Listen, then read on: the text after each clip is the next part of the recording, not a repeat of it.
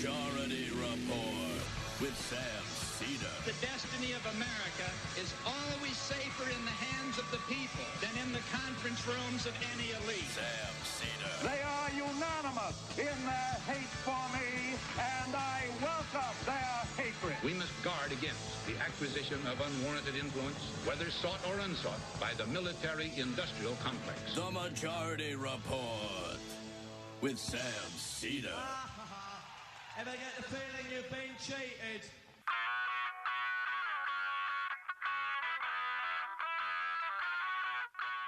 It is Tuesday, November 10th, 2020. My name is Sam Seder. This is the five-time award-winning Majority Report. We are broadcasting live steps and steps and steps from the industrially ravaged Gowanus Canal in the heartland of America, downtown Brooklyn, USA. On the program today,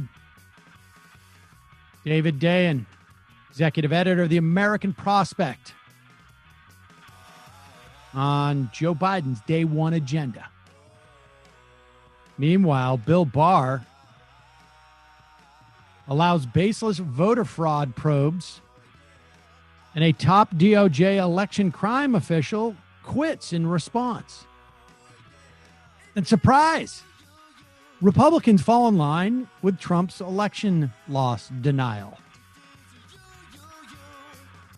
Meanwhile, Republicans in the government are refusing to cooperate with Joe Biden's transition team.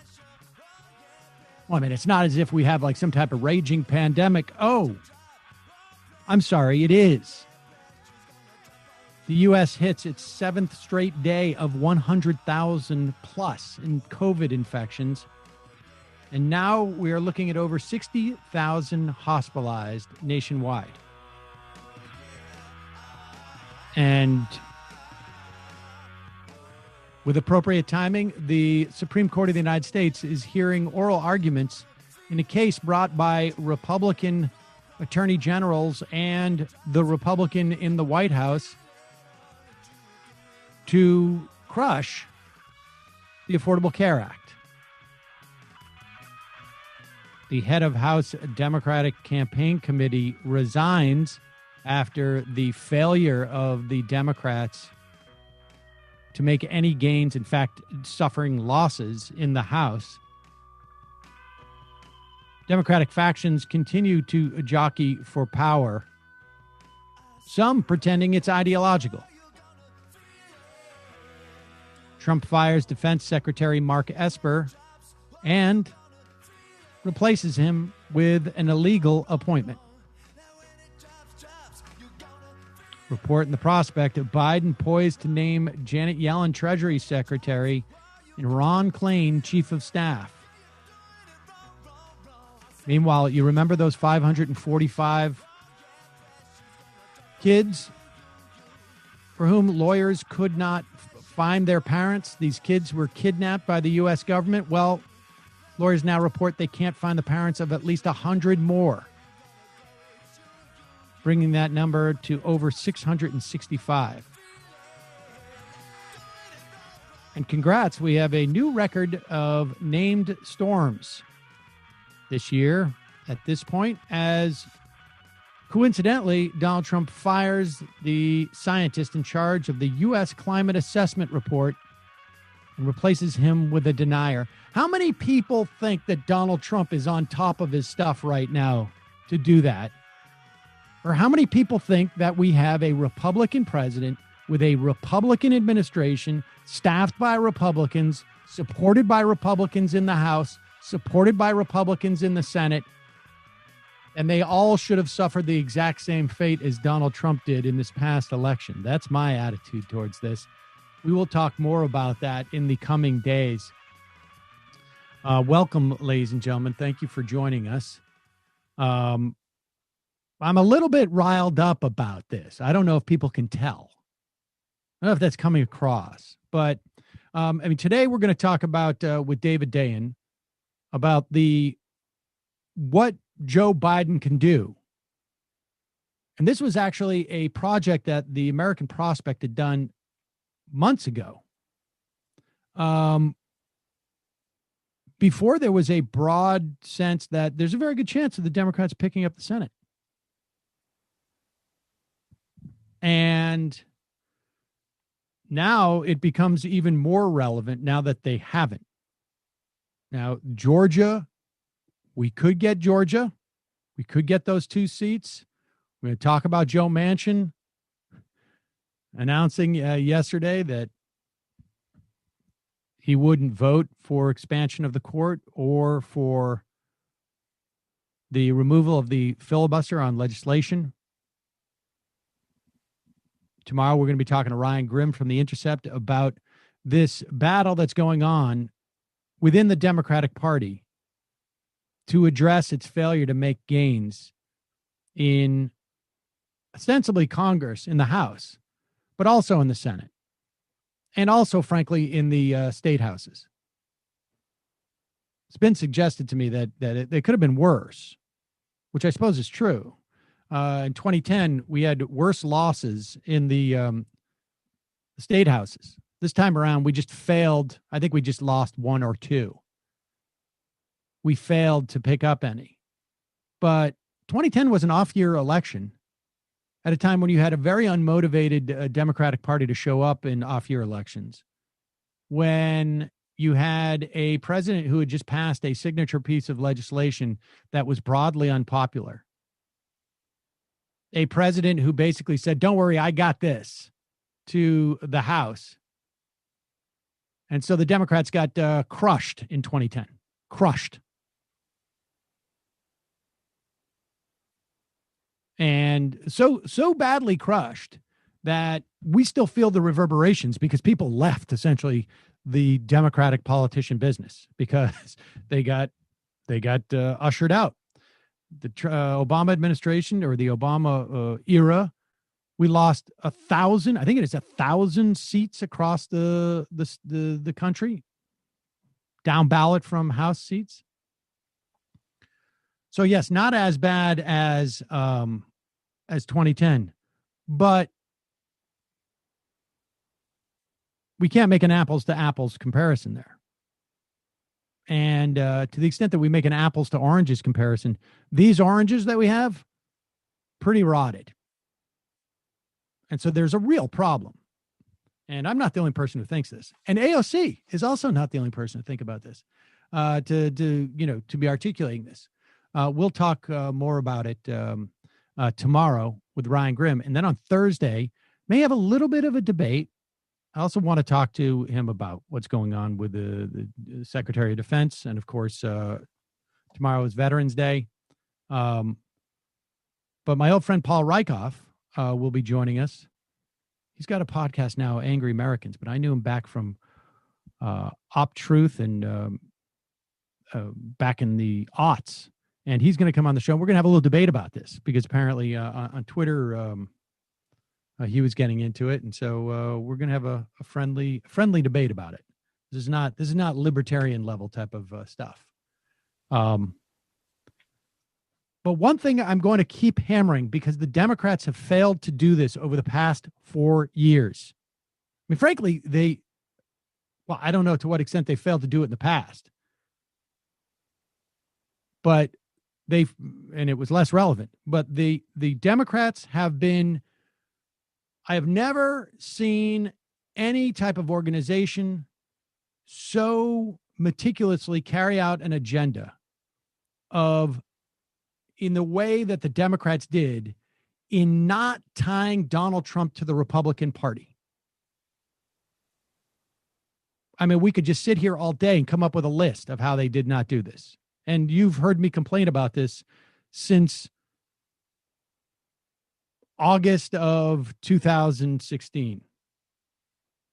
But it has come home to roost.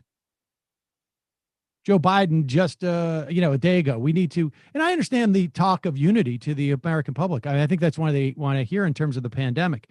But this concept of not even sort of articulating, which I find it just ridiculous, that he's going to be able to work with Mitch McConnell. I mean, maybe he can. But to allow the Republicans to take the posture they do, and then for the Democrats to take the posture they do, It's just no one can believe who is sitting in the middle, to the extent that there's anybody in the middle, that you can trust the Democrats to represent your interests when they don't even represent their own. Here is Kayleigh McEnany. Now, understand what's happening. We're in the middle of a pandemic that has come close to reaching escape velocity. We are, now maybe it just goes away by magic. Or maybe heading into the cold weather in the vast, at least half the country more, right at Thanksgiving, is going to be a disaster. But we don't know. We're going to find out. The epidemiologists seem to think it's a problem. And we have a government that has decided we are not going to help the incoming president gear up for any of it. Why is that? Well, here is Kayleigh McEnany, the president's spokesperson, explaining why. It's because Donald's having a tantrum right now, and we've all got to indulge him. Do you know that fraudulent votes were actually cast, or are you simply saying we don't know because we couldn't see it? Look, what we are asking for here is patience. Rana just mentioned to you the more than, I believe it was 130 affidavits in Michigan alone. We're aware of all the reports of thousands of votes in Nevada that were cast by those who are not eligible. We're hearing these reports. We're seeing them come in. We are vetting them. We are getting affidavits. So right now we would point you to all of that. That information is publicly available. But what we're asking for right now is patience as we explore these equal protection claims, among others. Can you please give us time to gin up some type of case? Please? It's not like there's something urgent that the president needs to address. I mean, there should be hearings now. We just had a top DOJ official resign. The guy in charge of election crimes resign because he's afraid that Bill Barr has just given basically open license, open season for any prosecutor who wants to, I don't know, make a name for themselves in the Republican Party to come forward with the most spurious of any accusations. This is all to supposedly off-ramp Donald Trump. But make no mistake about it. This is about Georgia. This is about Mitch McConnell trying to undermine Joe Biden before he gets in office.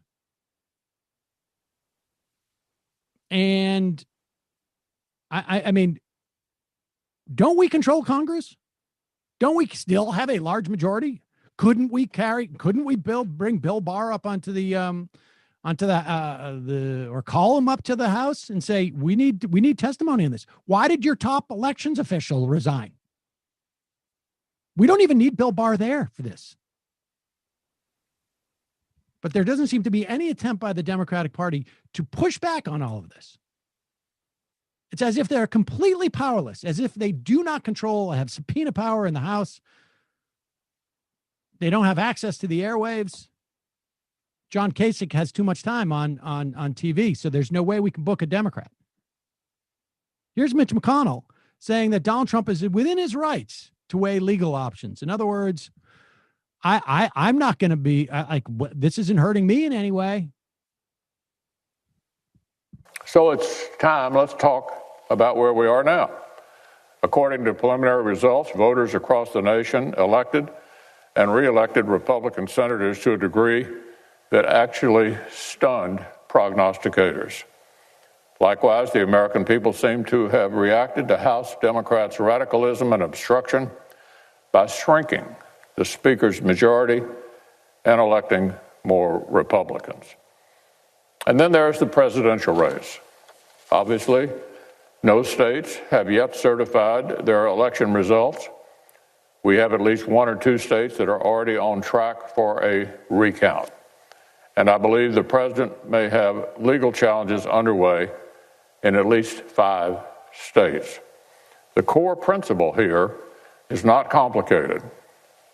In the United States of America, All legal ballots must be counted. Legal ballots. Any illegal ballots must not be counted. The process should be transparent or observable by all sides, and the courts are here to work through concerns. Our institutions are actually built for this. We have the system in place to consider. I can't even hear this anymore. I mean, this is just ridiculous. All the legal ballots have been counted. All the illegal ballots have not been counted. All the courts, and every court case that has been brought, they're not even on the grounds that you could overturn any of the elections based on that. They've been thrown out of court after court after court because there's no evidence. They want you to believe that Donald Trump's election or loss is suspicious, but the Republican senator wins are not. Joe Biden's win is suspect, but the Republicans in the House is not. Because on some level, only Democrats would cheat in that way. Well, we're just going to do it in the president. We're not going to do it with the Senate and the House. We'll give them the Senate and the House. It's nuts. It's absolutely nuts. Folks, this episode is brought to you today by Magic Spoon. I'm very excited about reading this ad because they finally have unleashed me with Magic Spoon. Talked about Magic Spoon. It has got 4 flavors that sort of recreate those cereals that you enjoyed as a kid, right? Cocoa, fruity, there's blueberry, and frosted. You can remember what those respond to as a kid. But here's the deal. It's not full of sugar. In fact, it has no sugar. 0 grams of sugar, 11 grams of protein, only 3 net grams of carbs in each serving. So these are not empty calories. They are calories that have protein in them. They are keto. It's keto friendly. It's gluten free. It's grain free. It's soy free. It's low carb. It's GMO free. This is what I'm excited about it. Many of you have asked. Now what you can do is you can build your very own custom variety box. It comes in a box of 4. You can choose from, like I say, the best-selling cocoa, fruity, frosted, and blueberry flavors, plus brand new flavors. And these are my 2 favorites, frankly, peanut butter and cinnamon. I will sit down. I will have cinnamon and the the peanut butter and the cocoa mixed together. I'll also hit the cinnamon. I had peanut butter this morning. If I wake up in the middle of the night, which I was doing for a lot lately, I'm sleeping a little better these days. Make myself a bowl of the cinnamon flavor. It's delicious. My kids love it too, incidentally, and they actually appreciate the fact they're always bragging. Like, it doesn't have any sugar in it. You go to magicspoon.com/majority report. You can build your own custom variety box and try it today. Be sure to use our promo code Majority Report at checkout. It's Majority Report at checkout. You get free shipping. Magic Spoon's so confident with its product, backed with 100% happiness guarantee. So if you don't like it for any reason, they refund your money. They don't ask you anything about it. That's magicspoon.com/Majority Report. Use the code Majority Report. You get free shipping. Thank Magic Spoon for sponsoring the podcast. I thank them for sponsoring my breakfast too, frankly. Also, with Third Love, you can find your new favorite bra with high-quality, comfy styles starting at just $45. Every Third Love bra is made with signature memory foam cups, no-slip straps, and scratch-free band. They have bras in over 80 sizes. I now have 2 official Third Love, I don't know, official is really the word, bra triers for us because I do not wear bras. But they have a fit finder quiz. Helps you find your size and styles that are right for you. You just answer a few simple questions and find the perfect fit in 60 seconds. And both of our Third Love bra triers, that was one of the key things that they said was great. They fit perfectly. One person said, I've been buying bras for years and it never, ever happens. They are incredibly comfortable. They are cute. I'm just reading now the word cloud. Great quality. Very well made. Sturdy. Third Love's perfect fit promise means if you don't love it, every customer has 60 days to return it. You can returns, exchanges are free. They're easy. You can check out all the exclusive styles at thirdlove.com. They have modern stripes. They have lace that feels soft, in fact. And they're number one rated 24/7 classic t-shirt bra. Plus, Third Love donates all of their gently used return bras to women in need, supporting charities in their local San Francisco Bay Area and across the United States. I don't think I've ever had a better experience buying clothing online. Certainly not when it comes to bras. Fit Finder work like a charm. These are just some of the things that our two Third Love bra testers have said to me or written to me. Third Love knows there's a perfect bra for everyone. So right now they're offering my listeners 10% off your first order. Go to thirdlove.com/majority now. Find your perfect fitting bra and get 10% off your first purchase. That's thirdlove.com/majority for 10% off today. And a new sponsor, comesincolors.com, friend of show. And they have a line of masks and sort of like a small mask carriers. That's what I'm totally interested in, is those mask carriers. The masks are good too, but they're a little bit, they're nice looking masks. I don't have an occasion to look that nice these days, but the masks look great and the carriers are awesome. You can hook it onto your belt. You can wear it around your neck. Go to comesincolors.com. They are giving our listeners until Wednesday night, 10% off if you use the coupon code 4Seasons. One word, 4 Seasons. You don't have to specify whether it's the gardener or the landscaping or the hotel, just 4 Seasons. Head over there, comesincolors.com. Spelt like it sounds, comesincolors.com. If you're like me and you shove your mask into your pocket when you're not wearing it, and then you lose it, and then you can't find it, pick one of these up. I've ordered one. I'm waiting mine come in. I'm pretty excited about it. Comesincolors.com, 10% off with the coupon code 4Seasons. Okay. Now I want to welcome back to the show the executive editor of the American Prospect, David Dayen. David, welcome to the show. Yes, sir. Hello. Hello. Welcome. Thank you for coming. Thank you for inviting me. All right, great. Well, here we are. Yeah. We spoke about oh my God, I just got word that NBC News is reporting that Vice President Pence, the head of the coronavirus task force, mind you, is going on vacation. Yeah. Because it's not like he's going to have vacation in like 2 months for a long time. You know what, Sam, this was a tough campaign, and I'm sure he's emotionally drained for all those trips that he took, standing behind the president and clapping. And the guy's fried. He needs a rest. And look, we can handle the coronavirus on our own. We're obviously doing a very good job. Well, I'm sure his government is cooperating fully with the incoming president's attempts to deal with the coronavirus.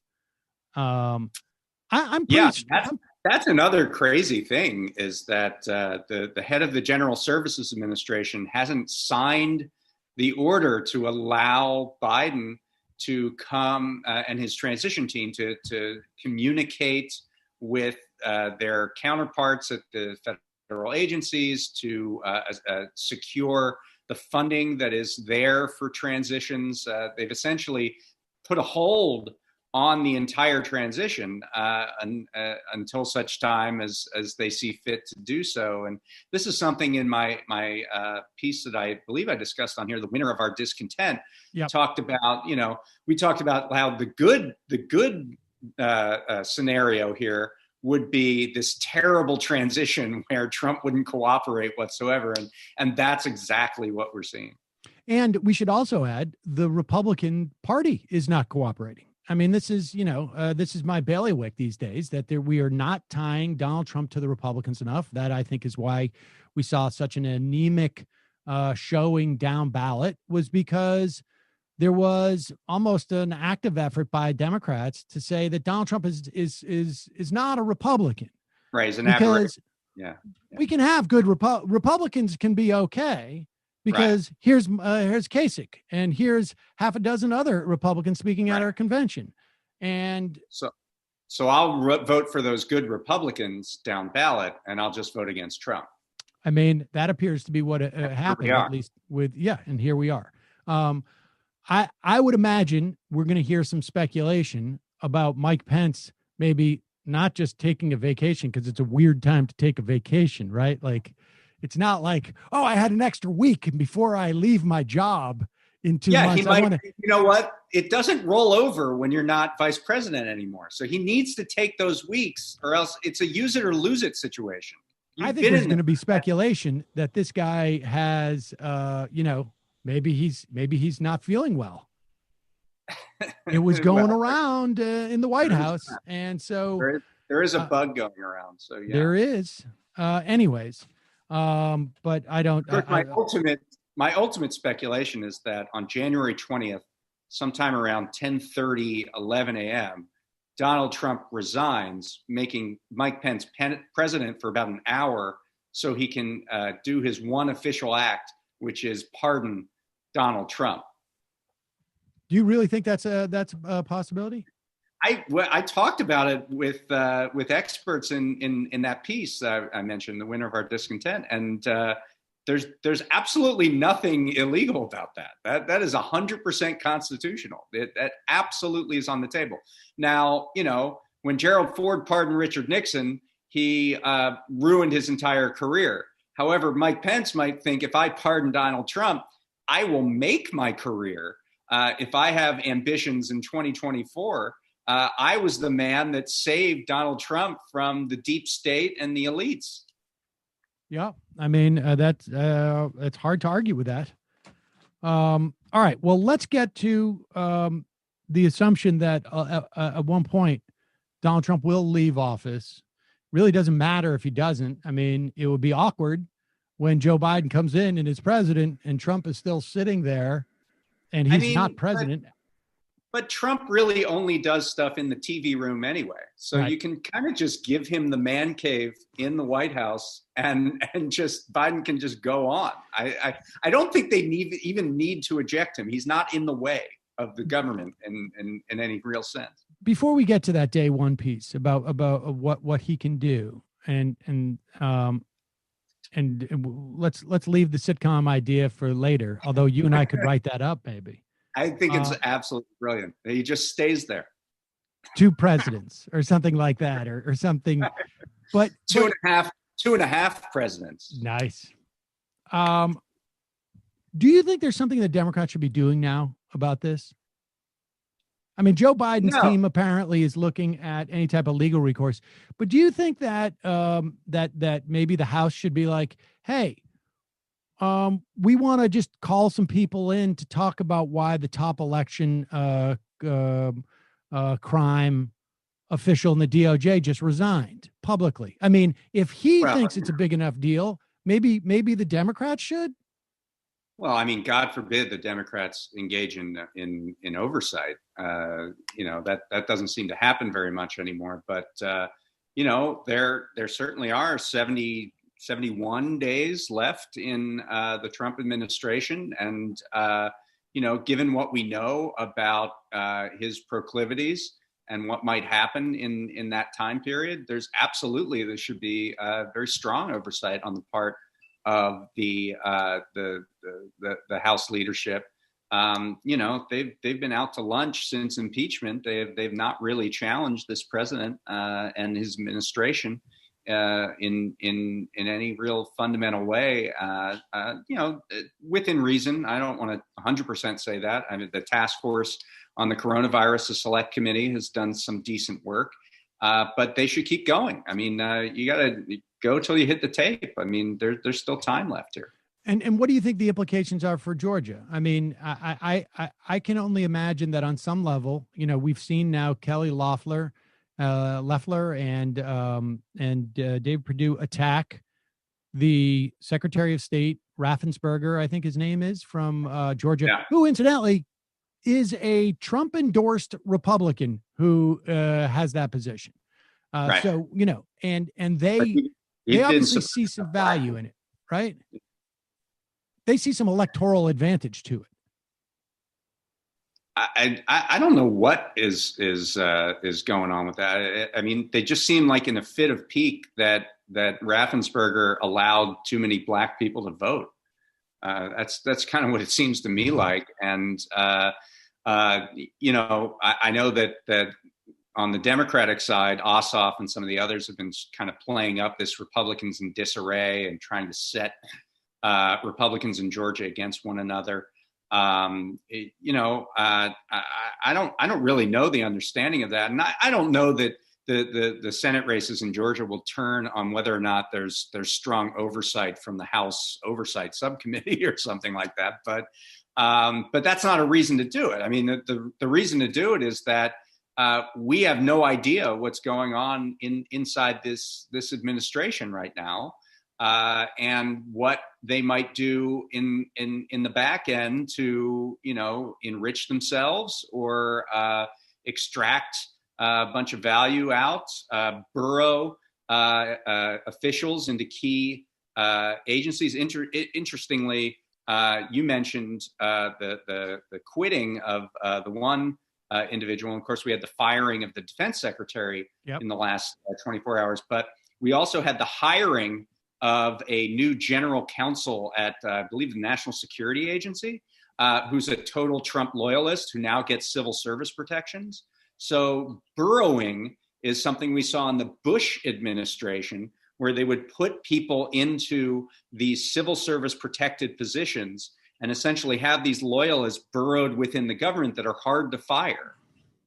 So that's among all of the other things that need to be looked at and worried about. You have that aspect of how there might be internal sabotage inside a Biden administration. Okay. All right. Well, so let's move to the Biden administration. And like I say, you wrote this day one massive project. Frankly, you didn't write it yourself. You obviously edited it and you wrote some of it. And I cannot recommend people enough. Go back there if you want to start to get a notion of what Joe Biden can do without any help from the Senate, with a House that can only pass things that can't go forward. Lay out for us what Joe Biden can do, broadly speaking. And one of the things that I guess is sort of like upsetting on some level to me is that Donald Trump right now could start to issue, or I should say, there could be a lot of administrative actions taken by, let's say, the EPA or the Labor Department or whatnot, all sorts of crazy rules that would leave us desperately unprotected, that had the Democrats controlled the Senate, and they still might, they would be able to reverse through the Congressional Review Act, I think it's called. And that's not going to happen unless they can take the Senate. And so we can expect a lot of administrative procedures to come down the pike that might be pretty bad.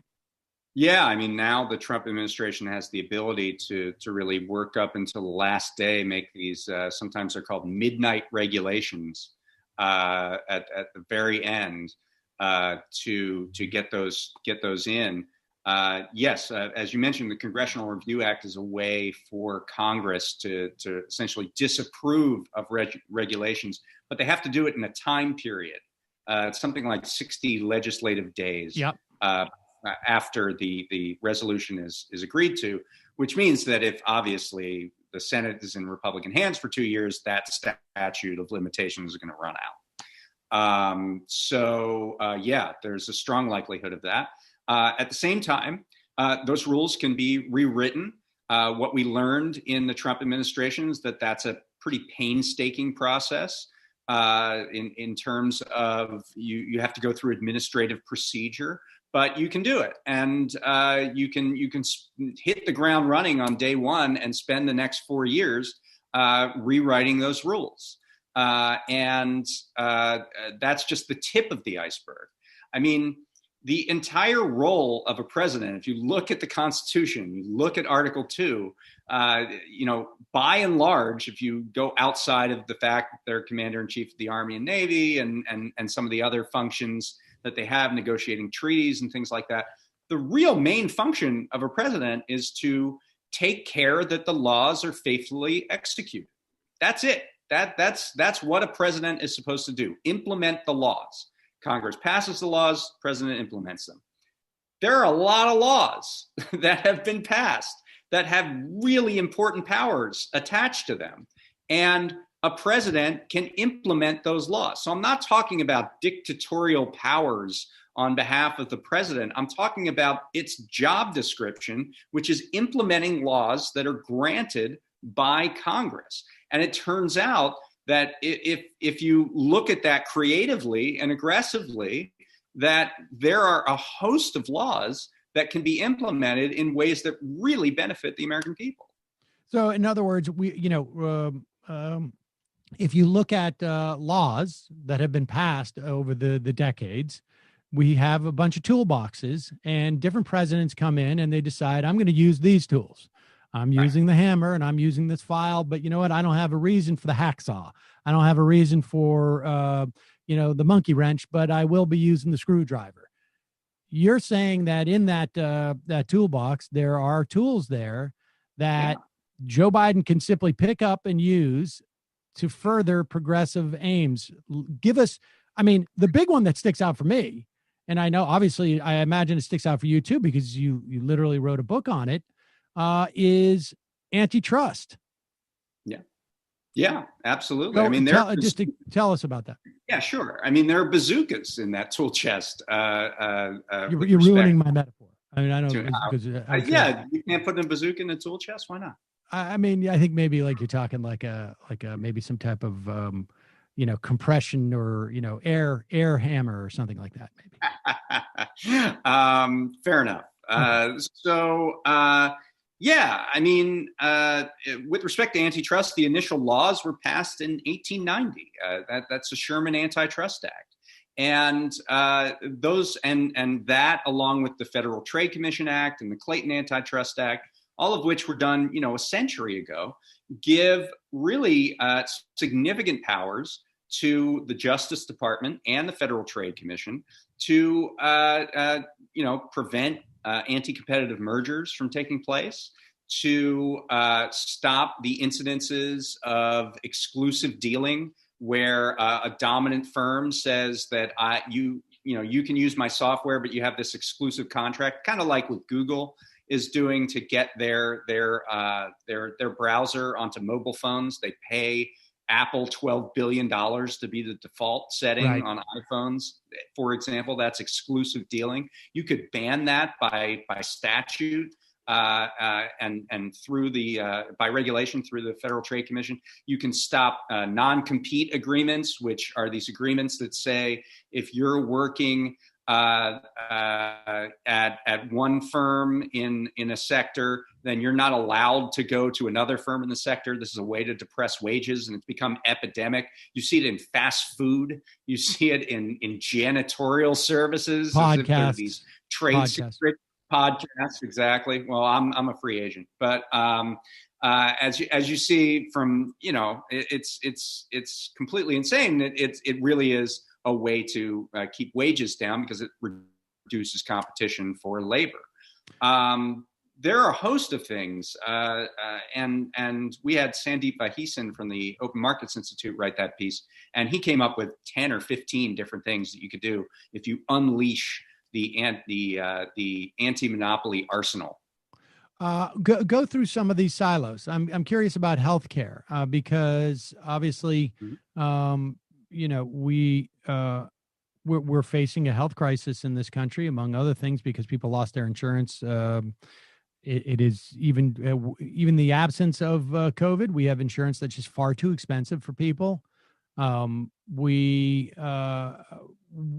what could he do in the context of healthcare at this point?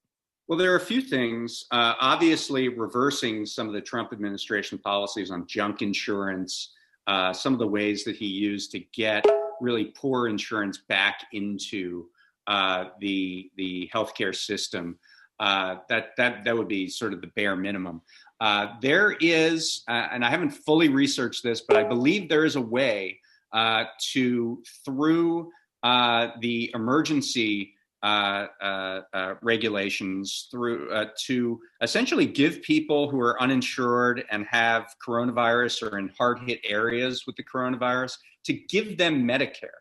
And the one precedent for this is the city of Libby, Montana, which had a toxic asbestos situation because there was a plant there that was spewing this into the air. And all residents of Libby, Montana are on Medicare for life. And it's because of this emergency production that you can do to say that because through no fault of their own, they have been sickened, they're going to have these high healthcare costs. We as a country are going to, because of this natural disaster, we're going to pick them up and we're going to give them Medicare.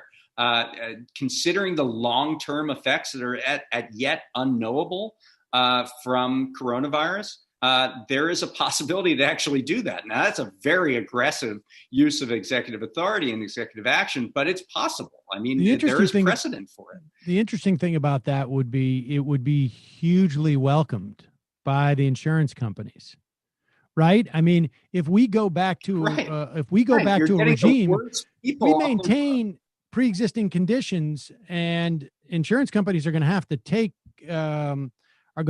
all these COVID patients, and they're going to have to deal with perhaps in many instances lifetime of chronic illness as a function of this. This is like one of those situations where it's a jujitsu move where the insurance companies would actually be in favor of this, but perhaps it's one of those things too where the more people who get Medicare, the less scary it becomes for a lot of people. I guess that everybody would get Medicare.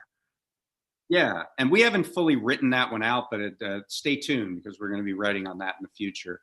The third thing you can do, and that this is in the day one agenda, is on prescription drugs. So prescription drugs are in the way it works in this country is we give patents to new therapies, and those patents are exclusive for a set period of time, 20 years. Where that drug company can manufacture and sell and market those drugs with exclusivity. So they can charge whatever rate they want. So this is a license to print money. There's a way. There are actually two ways. One of them is Section 1498 of the U.S. Code. It's called eminent domain for patents. And what it says is that the government can jump in and say that this patent that we granted is being used in a way that is extortionate on the part of this drug company. And we're going to engage in eminent domain. Eminent domain for buildings is you give just compensation, you take the building, you use it for a public use. You can do that for these drug patents. You can take the patent, give just compensation, a reasonable amount of money for that patent, and then reissue it to a licensee that promises to sell it on affordable terms for the public and thereby lower prescription drug prices. There's precedent for this too. We did it in 2001 with Cipro. You remember Cipro was the cure for anthrax poisoning. And Bayer was the company that was selling Cipro, and they were doing it. They were initially saying that we're going to charge a whole lot of money because the government wants a lot of Cipro to stop what looked like a really massive anthrax crisis that was going on. And Tommy Thompson, the Republican governor of Wisconsin, who became the Health and Human Services Secretary, said, we're going to take your patent if you do that, and then we'll sell it for, to someone who will make it for really cheap. And the parent company of Cipro backed down, and they said, okay, how about $1 a pill? And this not only, once again, these are things that not only the authority is clear within the law, but in many cases, they've been done before. Like, we have the precedent for this. And so you can use that, or you can use something called the Bayh-Dole Act, which operates under a similar standard where you can seize drug patents for reasonable terms and reissue them to generic manufacturers. So that would be a huge sea change. Just threatening to do this probably would keep drug prices in check. What's another key silo in your mind in terms of what Biden can do? Well, I mean, student debt seems to me to be one of the biggest. Under the Higher Education Act, using something called compromise and settlement authority, the Secretary of Education can essentially cancel all publicly held student debt at their discretion. And, as we know, most student debt, the vast majority of it, all but maybe 100 billion out of the $1.6 trillion kitty, is publicly held. So you're talking about almost all student debt that can be extinguished by the Secretary of Education, and no less than your 2022 primary opponent, Chuck Schumer, has called for this in association with Elizabeth Warren, saying that we believe that President Biden can eliminate student debt, large amounts of student debt, by executive action. So think of what that would do for millions of people, and in terms of being almost a backdoor stimulus for them. I was going to say I want to remind people that you wrote this, or you commissioned this series of because there's many great writers writing in different topics about what can be done prior to coronavirus. I mean, it was the fall of 2019 when we wrote this series. Yeah. And we now have almost like there's a predicate for these things that are, before I think it was ideological. There's obviously a huge practical reason to do this. I mean, I think the president of the Association of Home Builders a couple of years ago said the number one thing that is keeping that is depressing the housing market and the new home market is student debt, that we don't have people who can get out from under their student debt. And so that we are not building houses for them. They're instead living with their parents, or they're doubling up, and et cetera, et cetera. Well, we're going to be looking at a massive need for stimulus, and that student debt is a super convenient way of doing it. It seems like, right? And so let me ask you this though: is there anything he can do about student debt going forward? Well, I mean, I suppose you could kind of do this every year, right? You just say, okay. Well, that's the way the PPP functioned in some ways. You took a loan, and 3 months later, 4 months later, it was forgiven under certain circumstances. I think what would happen if there was a mass extinguishment of a large portion of student debt is that Congress would get the message and the understanding that we're going to have to do something broadly about this entire way that we finance higher education, because Congress doesn't like to be sort of overruled anyway. I mean, they don't like to govern that much, but they also don't like somebody else doing the governing for them. So one thing that I think these day one agenda items can do is kind of force Congress to come up with a solution and force them to work together to figure something out. And just the threat of doing some of these things might create some momentum within Congress. So I think if the Biden administration said on May 1st, we're going to cancel the first $50,000 of everybody's student debt, Congress would be like, hey, wait a second, let's figure something else out here. Let's come up with a better solution and come up with something that's more sustainable, that would be a way for anyone who wants to go to college to be able to do so affordably. All right. So let me ask you this. The Prospect reported, I think it was today, that Janet Yellen and Ron Klain, Yellen, who's the former Fed chair, is being talked about for being Treasury Secretary. Ron Klain, who was in the Obama administration, I think handled one of their responses to, was it H1N1 or it was maybe Ebola. Ebola is rumored to be a chief of staff. Give me your assessment of them, A. B, I've heard rumors of Gary Gensler maybe heading over to I think it was the SEC. Your assessment of him. I remember some of your assessments from back in the day, but refresh my memory. There's also a report that a state senator in Massachusetts has offered up a bill that would require the governor to replace a federal lawmaker to be replaced by someone in their same party. I don't know who that person is. I mean, we could guess it could be, an Elizabeth Warren type, or it could be a Joe Kennedy type. I think is he, and who knows? Done. Huh? Yeah. Well, he's done for until, I guess that's true. I guess until January, but who knows who he's that done. could be. But all right. Well, I'll take some of these in kind. So Klain was widely expected. I don't think we're breaking a whole lot of news there.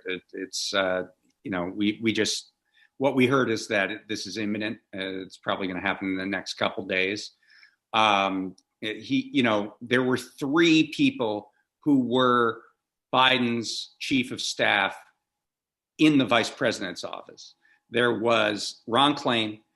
There was Bruce Reed, who was the head of the Democratic Leadership Council and also the executive director of the Bowles-Simpson Commission.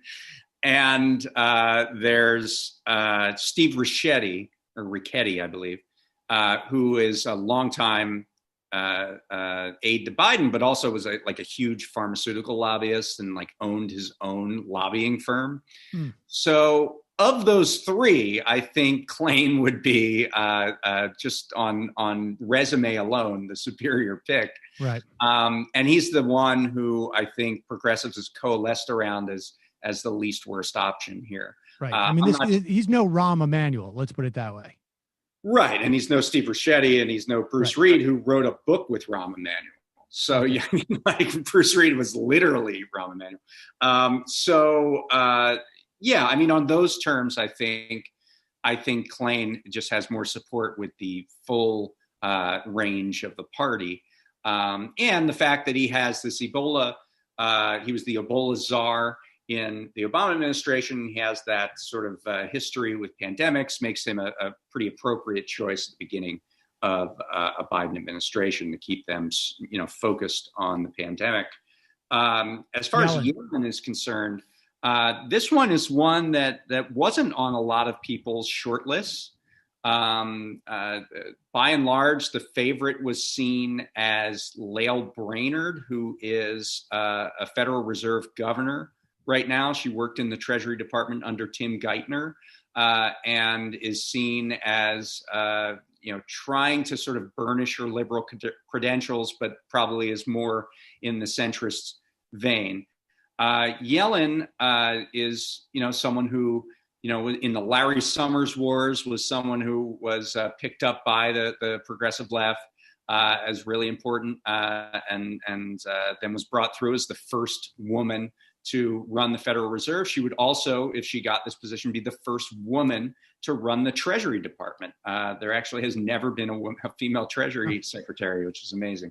I think Yellen got generally okay marks on her tenure at the Fed. However, I would mention 2 points. One is on financial regulations. She sort of deferred to Dan Tarullo, who was the sort of vice chair of financial supervision, and also to staff, which was really not a good crew over there at the Fed. So I'd want to know a little bit more about her financial regulatory posture, because as Treasury Secretary, she would be head of the Financial Stability Oversight Council, which is one of sort of the super regulator that monitors systemic risk.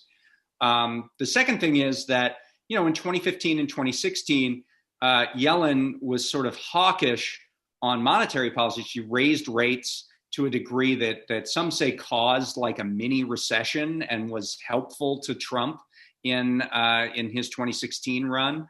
I think Yellen has some establishment tendencies where she sort of has gone along with the dominant thinking on a few subjects.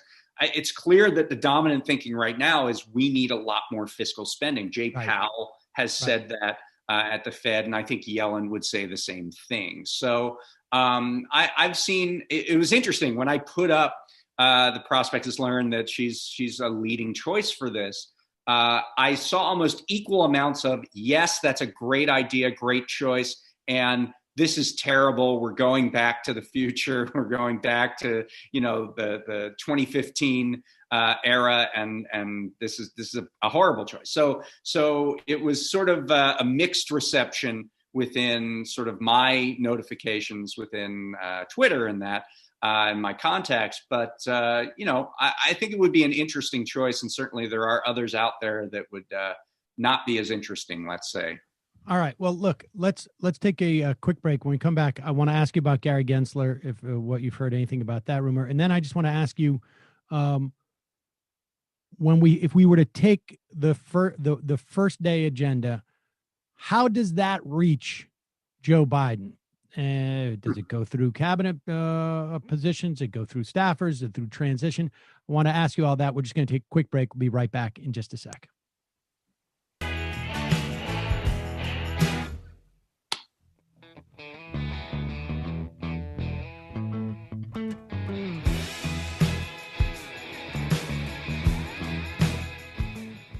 Okay, we're back. David Dayen, executive editor of the American Prospect. I cannot encourage people enough to go over to the American Prospect and check out. David, you've been there now. I guess it's been a year or so, and you've done an amazing job with it. So one of the pieces that you wrote, or I should say, you commissioned, it was an entire. I want to say episode. I can't remember what they used to call those. Edition of the magazine was pointing out what a president could do on day one without a sympathetic Congress. And Joe Biden, it appears he may have a 50-50 Congress, or I should say Senate, if we're lucky. But if I had to bet, I would say unlikely, but who knows? I mean, Georgia was by the way, even if he has a 50-50 Congress, I mean, every 5 minutes, Joe Manchin is on Fox News telling me all the things that he won't pass if he gets in, if it's a 50-50 Congress. So it doesn't matter if there's 50-50 Congress or not. Joe Biden is going to have to use executive authority if he wants to really get things done. That's right. I've mentioned in the past how these guys like Joe Manchin, they want to put themselves right at the tippy point of the fulcrum because that gets all the attention. All right. So with just a couple of minutes here, what's the best way for this stuff to reach Joe Biden? I mean, is this like the relief of student debt? Is that are we looking to the Secretary of Education to bring that into Joe Biden? I mean, what's the mechanics of this? I thought going on the majority report was the answer, but that's why I'm here. It very well may be. I mean, Ron Klain could be watching this right now, for all we know. It's probable. So, I mean, a lot of this is tied up in personnel. Yes. So, who is decided to go into these positions, and how creative they are, how aggressive they might be, how willing they are to use the apparatus at their disposal. And I really think that the cabinet agencies are going to get a fairly free hand. I mean, they'll have sort of broad strokes, but Biden is a delegator. He is not a micromanager. And so, if you get someone at the Labor Department who is willing to really, push that around, you're going to get an OSHA that is more aggressive and that puts together a coronavirus standard in terms of what guidelines workplaces have to take in order to bring people back.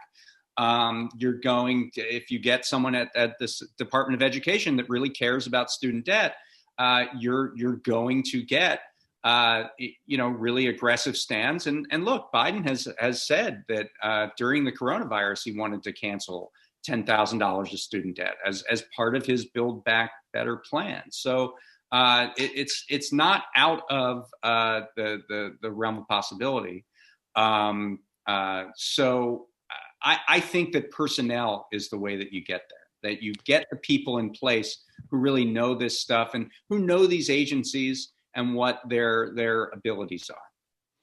Okay, well, listen, we're going to take a break. I don't know if you know this, but we stream this program on the Peacock app, on the Choice channel on Peacock. Runs at 5 p.m. every day, 10 p.m. every day, and then I think maybe a couple of times through the evening. So if folks miss it, they can check it out there. Tomorrow on this program, I'm going to have Ryan Grimm on. We're going to talk about this fight that has broken out between progressives and sort of the more conservative Dems, and characterize it, I think in some places being characterized as an ideological one. In other ones, I think it's being properly characterized as really more of an administrative, almost institutional argument about how to build the power of the institution. We will get there tomorrow. David Dayen, folks can check you out at American Prospect. If you would stick around on the other side, I got a couple more questions for you that we will answer in the fun half of this program. For the rest of you, we'll see you tomorrow. And so, David, now that we're alone. Yes. All right. So let's continue this because I do want to get to Gensler. I just saw I just got also a report from CNBC that Klobuchar is being floated for different Biden cabinet posts. When you see something like that, right? I mean, because you pick up, you're a step or two closer to these things as they get sort of broadcast out, right? When you see something like where she's being floated for attorney general and ag secretary, like, to me, that says they're just trying to make her feel good and she's not going to get anything. Or she's trying to, or she's trying to indicate to the administration, I'm open for any job. You could throw anything at me. I mean, that's the thing, is that when it says sources indicate, and then there's some name floated, that source can have a lot of different motives. Right. That source can be in favor of that candidate and then is trying to push their name into the conversation if it gets a favorable response to create a certain momentum so that the vice president needs to take a look. It could be from a rival to try to discredit that person. It could be from the transition team, but it's unclear what their motives are. Like, for example, we mentioned that Gina Raimondo, the governor of Rhode Island, was also being put under consideration for Treasury Secretary. We did that a couple weeks ago before the election. And it was clear to us that this was going in one of two ways. Either it was sincere, or it was throwing out a name that would be really dissatisfactory to progressives in order to make other names look better. Right. So that's sometimes what's going on here. My understanding with the Yellen situation, and I didn't report this was Bob Kuttner, but my understanding is that this was very close to the transition team, and it was more along the lines of, this is the person we're centering on. And as far as Lael Brainerd, the quote from the source was that Lael peaked too soon. That she was seen as the leading choice, and now she's moving on to a downslope. So you have to kind of play detective to figure out what's really going on. But as far as Klobuchar is concerned, I would be extremely surprised if she got a cabinet nomination for a very simple reason.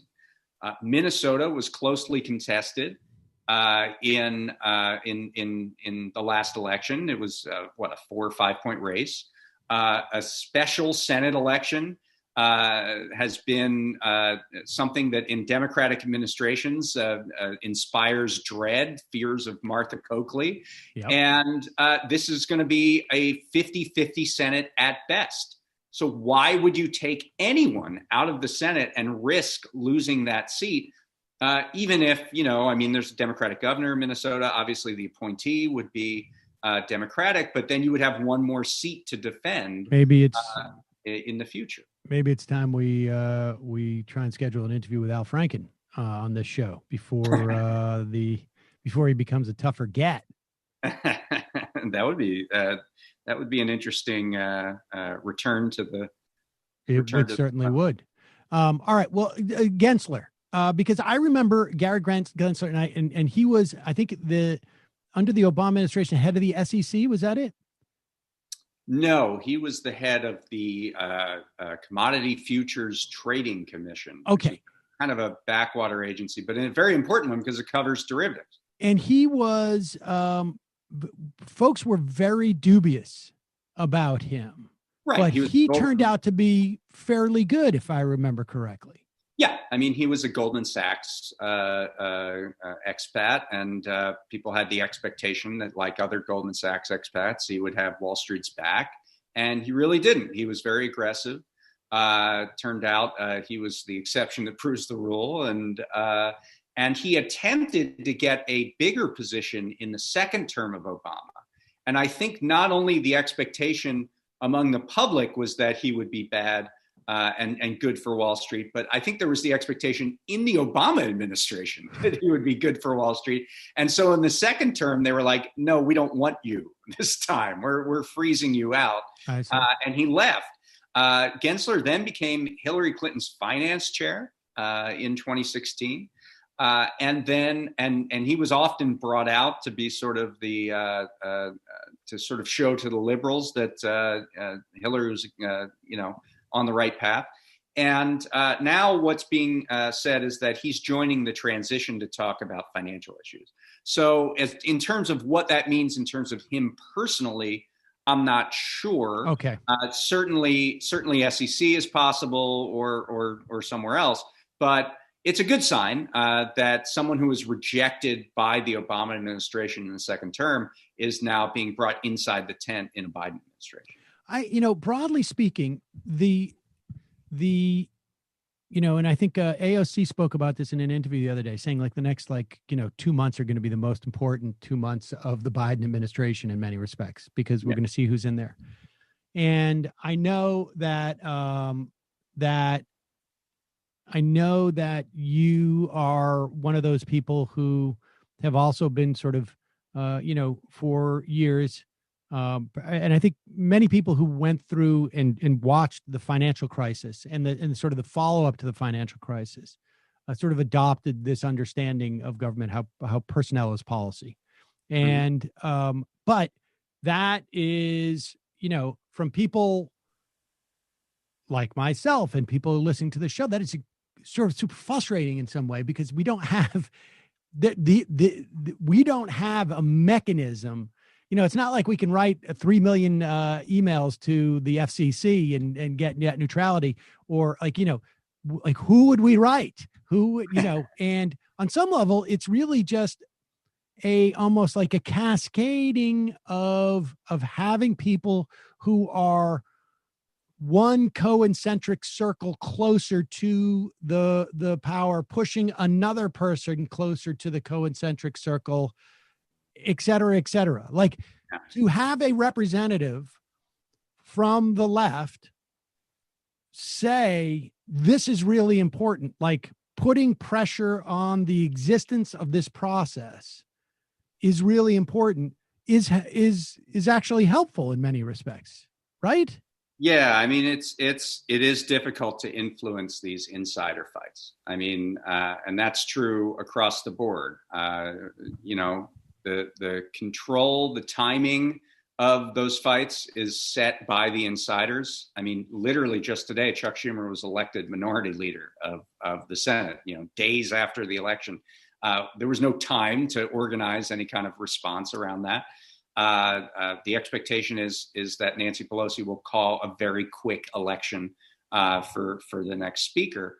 And similarly with these fights inside a transition office, the people who are populating that are we don't really know who's making the decisions. I mean, in this case, we do know Ted Kaufman is running the transition, but that doesn't mean he's hiring everybody. We know Biden is involved. We know other transition officers and who Biden is getting advice from are involved.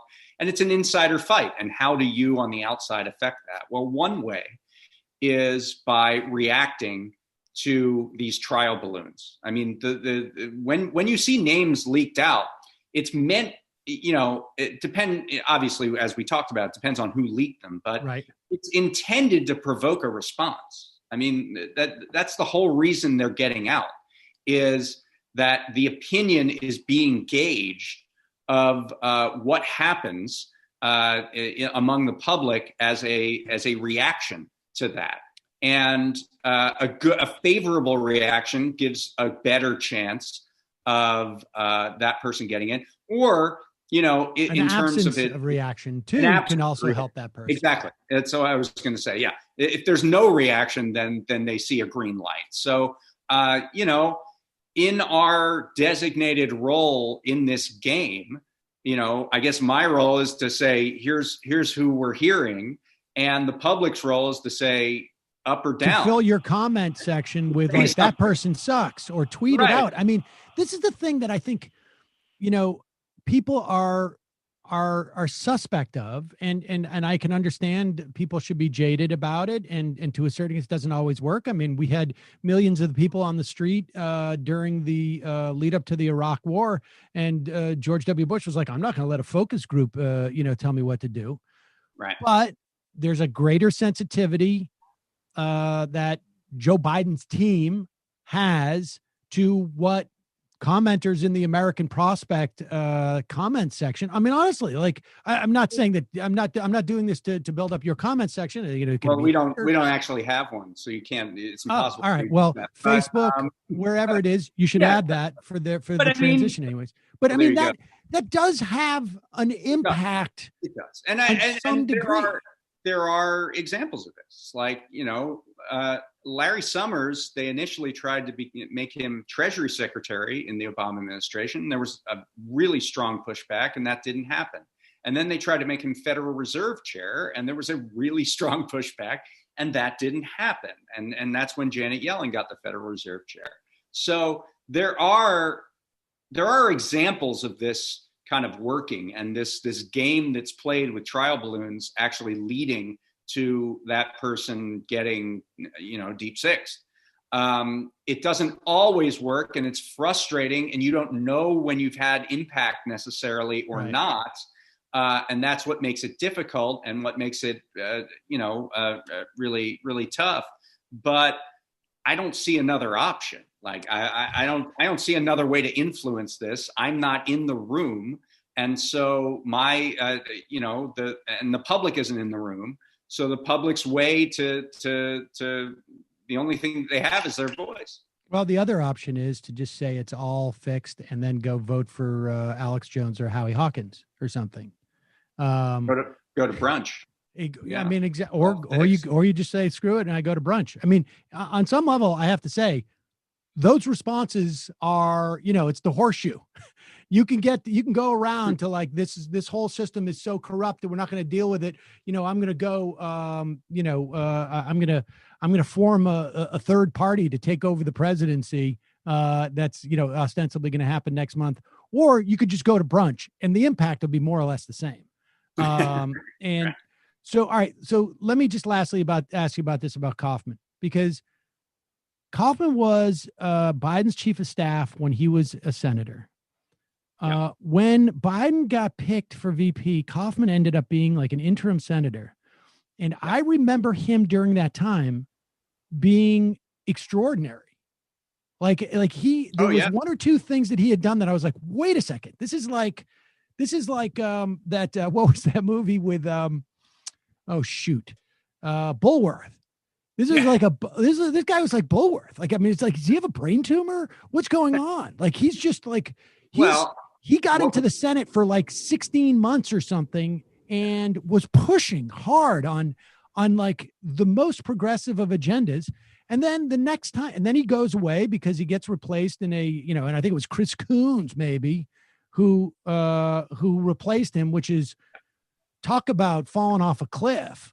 And then the next thing I hear about Kaufman is 3 or 4 months ago, he's talking about austerity if Joe Biden gets in. Yeah, that was a really strange move, and they did clean that up and walk that back. You know, Kaufman, when he was a senator, was the only politician in the history of Delaware that didn't have to worry about the banking industry because he knew he was never going to run for office again. He was never going to have to get money from those interests that are very important and powerful in Delaware. And he could do what he wanted.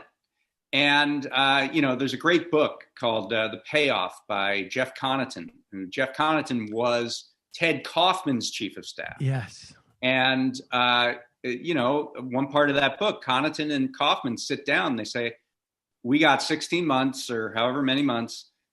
Let's just get these guys. let's just go after these guys.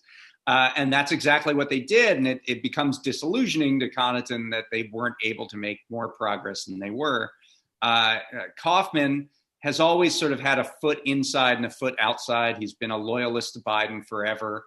But he also ran the Congressional Oversight Panel. He replaced Elizabeth Warren on the bailout oversight panel for the first bailout in the financial crisis. And he was great in that role.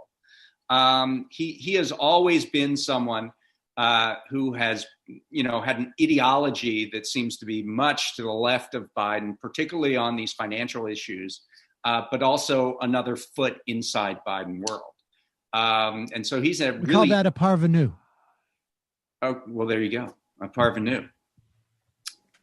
All right.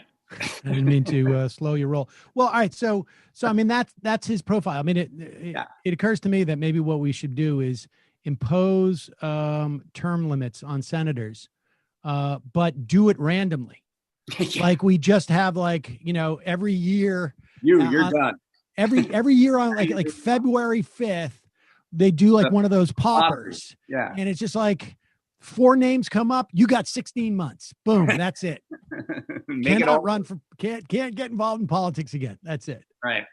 All right. Well, that's good to know. I mean, there's a tremendous amount of nuance here in terms of these people, but it does feel like there's nuance here as opposed to if we had, and I don't frankly think I would have had the savvy in 2008. And there was a lot of stuff going on at that time, but I don't think I had the savvy in 2008 to have had this conversation. Right. Yeah. I mean, I don't think anyone did. You know, what we learned later is that there was through WikiLeaks, we learned that there was a document written by Michael Froman, who became the U.S. trade representative, but at the time was the Citigroup executive, who wrote down, here's who's going to be in the cabinet. And it was just uncannily accurate. It was like, and that was before the election and before before the election, right. A month before the election, he hands in this document and it ends up being exactly who gets in the cabinet. I don't think that is happening right now. I don't think that we're not going to find in 8 years from spawn of WikiLeaks, the document that shows you the Biden cabinet. And I think it really is a close run thing. I think, and I also get the sense that there are people in there who, these are people who are not sort of like they're not, rigid, right? Like, you know, the difference between Rahm Emanuel and Ron Klain to me seems significant. Ron Klain, I just feel like he is not going to react to progressives pushing with like, F these guys. We're going you know, I'm going to do whatever I can to screw these guys. And I also think there's just like a savvy, like Rahm Emanuel famously said, F the judges. I don't care about judges. And we saw that. And I think there's just a good job, Rahm. Yeah, exactly. Well done, buddy. I just think that there is a far greater sophistication that seems to be, for lack of a better term, slightly democratized in some way in terms of people knowing the process. I think people on the outside know more about the process and how to potentially influence it. I think if you look at the inside, it's more of, Biden wanting to be in the center of the party, wherever that center is. And if the center is further to the right, that's where he'll go. And if the center is further to the left, he's fine to go there too. I think that there's a decent mix. Biden built really a coalition in the primaries, or after the primaries, and remnants of that coalition are still present. People in the transition include, aides to Pramila Jayapal. They include aides, there's still a Sanders influence within that transition world, but also there's people who worked at Facebook and in that transition world. Right. So it's a mix, as you say. It's not rigid bag, at all. Which it's is not rigid in either direction. Which is an upgrade, as far as I can tell, from 2008, frankly. David Dayen, always a pleasure. We will put a link to the original piece from a year ago, which has become even more important now, I think, than maybe you even realized at the time that you oversaw that. Or maybe you didn't. Maybe you were just you're pretty cocksure of yourself. And so you knew. I didn't predict the election with that, but I did think that executive action was going to be important regardless. I mean, even if it was 50 clones of Elizabeth Warren in a 50-50 Senate, or 50 Bernie Sanders, you'd still have the filibuster. I mean, there's still the opportunity for legislative gridlock, and the job description of a president is to implement the laws. So just find the laws and implement them. And so that was my thinking this whole entire time. And it's somewhat gratifying to see other news organizations finally say, well, Biden needs to do all this executive action. It's also infuriating because it should be part of the campaign process. It should that's what should be asked of these candidates. You want to be president. What are you going to do with your administrative authority? Not your wishes and ponies legislative agenda, but the actual authority you are going to get on day one. And so hopefully in the future, this will inspire the media to look at campaigns a little differently. Well, as far as I'm concerned, this episode is specifically for Ron Klain. We may not even release it to the general public. We'll just send it to him. There you go. David Dayen, thanks so much for your time today. I really appreciate it. All right, see you. All right, folks. Check that piece out. Really important. And frankly, now that David's gone, I know he's not going to listen to this. Really inspired piece of journalism that you have that type of foresight and you compile sort of a list of actionable things that can be done. I'm sorry. BB Teach said it's concentric circle, not co-incentric circle. That is one of my Samisms that I will never, ever get right. Concentric circles. I mean, I've been saying co-incentric circles for decades. Folks, just a reminder, this program relies on your support. You can become a member at jointhemajorityreport.com. When you do, you not only support the free show, but you also get extra content every day. And an angel gets their wings. Also, check out AM Quickie at amquickie.com, or you can find it on the app at majorityapp.com. Also, justcoffee.coop, fair trade coffee, tea, or chocolate. Use the coupon code majority, get 10% off. On the Nomiki show, first of all, Nomiki is going to be joining us, but on her show today, hottest there, Napoleon the Legend, Joshua Kahn Russell, and it's all at 3 p.m. Eastern. Am I right, Nomi? Wait. Yes, but I'm not ready yet. Whoa, look at that. Is that a new backdrop? It's temporary. I like that. It's a white wall with light. I like that. That's really well done. I'll take it. Thanks. No, I would keep that. 5 minutes. That looks All pretty right. good.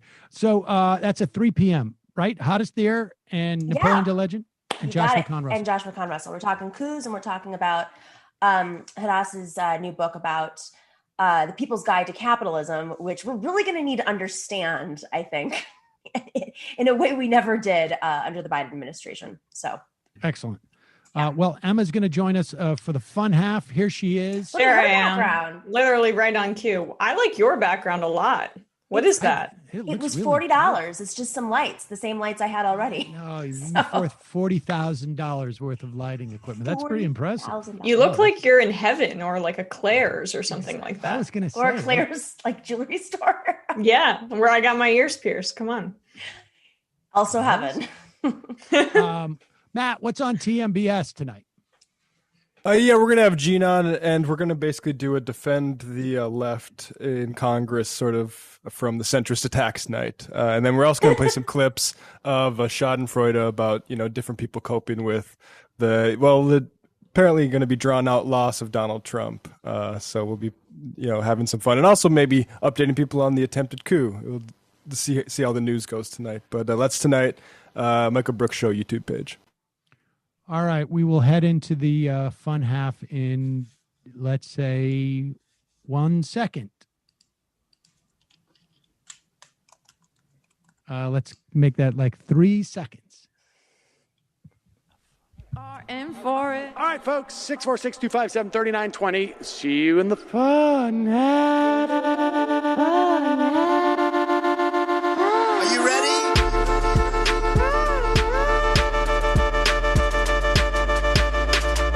Who sent us this? Alpha males are back. Boy is back. And the alpha males are back. Just as delicious as you can imagine. The alpha males are back. Boy is back. And the alpha males are back. Just want to degrade the white man. Alpha males are back. I take all of it in my throat. Alpha males are back. Almost says what? The alpha males are back. You are a madman. And the alpha males are back. I am a total cunt. Can we bring back DJ Dannerky's song, please? Yeah, or a couple of them. Just put them in rotation. DJ Danner. Well, the problem with those is they're like 45 seconds long, so I don't know if they're enough of a break. That's fucking nonsense. Hey, folks, reminder. I do not have Parkinson's. And the alpha males are psych. Fuck them.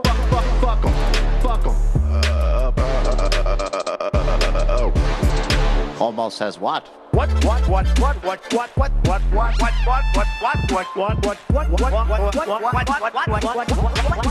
Almost says what? Hell of a lot of bank. Hell of a lot of bank. Hell of a lot of bank. Hell of a lot of bank. Hell of a lot of bank. All lives matter. Have you tried doing an impression on a college campus? I think that there's no reason why reasonable people across the divide can't all agree with this. Psych. And the alpha males are back. And the Africans are black African. And the alpha males are back. And the Africans are black. When you see Donald Trump out there, doesn't a little part of you think that America deserves to be taken over by jihadists? Keeping it 100. Can't knock the hustle. Come on, fuck them. Fuck things I do for the bigger game plan. By the way, it's my birthday. Happy birthday to me, Jew boy. I have a thought experiment for you. And the alpha males are back. Africans are black. Alpha males are back. Africans are black. Come on. Come on. Someone needs to pay the price for blasphemy around here. I am a total pussy. All right, guys, welcome. This is the fun half, 646-257-3920, 646-247. I am just so blown away by that background. I'm already starting to think like, wait a second. Did just get an IM saying like IKEA panels blown away by the lamps. Well, you But, know what's better is a printout poster of the IKEA panels. That's what that is. I was trying to figure out what you were doing. We're doing our I best. mean, I think it looks pretty good. I think we got to do a little bit better with that, but I think it looks, reasonably good for the time being. Yeah, no, I mean, it's just Nomi blew us away. Yeah. You know, who knew? Just simplicity sometimes. That's all it is. I know, that is so well done. Because we were like playing with the panels and we couldn't no matter how far away from, they just, I don't know. Couldn't get it. Yeah. No, this looks better. I would winner. Okay, and you know what? I can go anywhere with it. Like I know, total winner too. That is also very helpful. Mm-hmm. We gotta maybe think about that. You could get like a hologram too. You could like have the majority report on the background with those lights, the stencils. Yes, that's a good idea. Honestly, that's a good idea. All right, let me. I just got this IM from Attorney Andrew, and this is a good way to start. You guys are good folks to talk about this. He says, Sam, you have had second thoughts on Bernie giving a speech at the beginning of his campaign on the meaning of democratic socialism.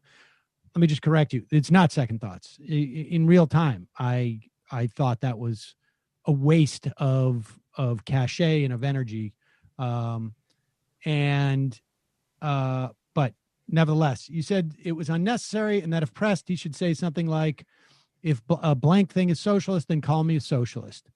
Tell me, what does it mean for someone to be progressive? What has happened to the term progressive, given the lack of affirmative definition by anyone with authority on what progressive means? I don't know. I think it is a sloppy way of saying to the left side of the Democratic Party, progressive. And it is completely irrelevant to me what its value is in signifying.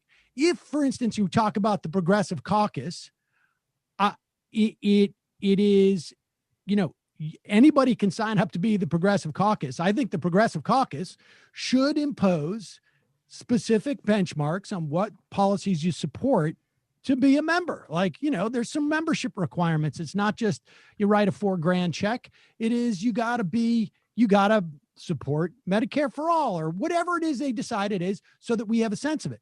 But that's almost exactly my point, why I have always sort of, not been terribly interested in or terribly concerned about what I call myself, because you make it a set of policies that you subscribe to. And, particularly in terms of communicating to the American public,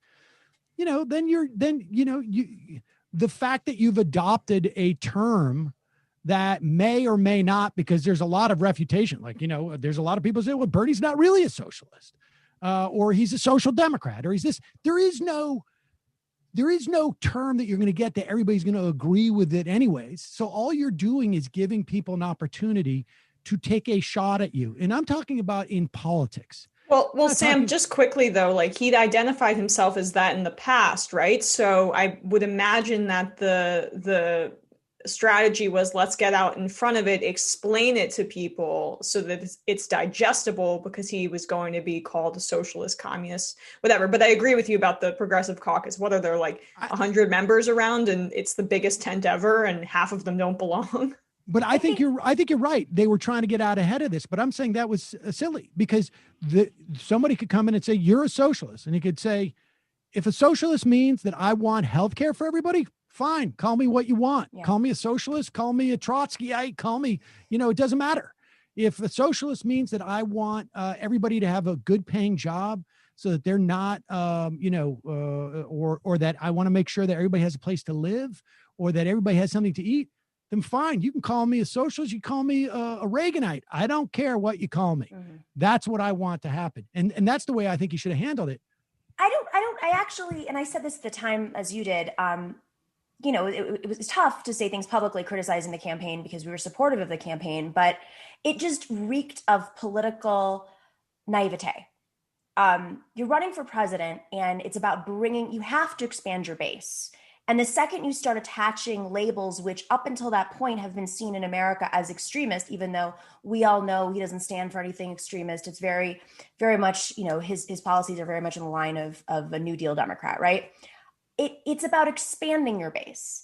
And I think what was really odd was there's some stuff like politics 101, like you learn it when you're an organizer, like first day of organizing. And you don't do that. You don't give a big speech on democratic socialism. And I really do think that it hurt him.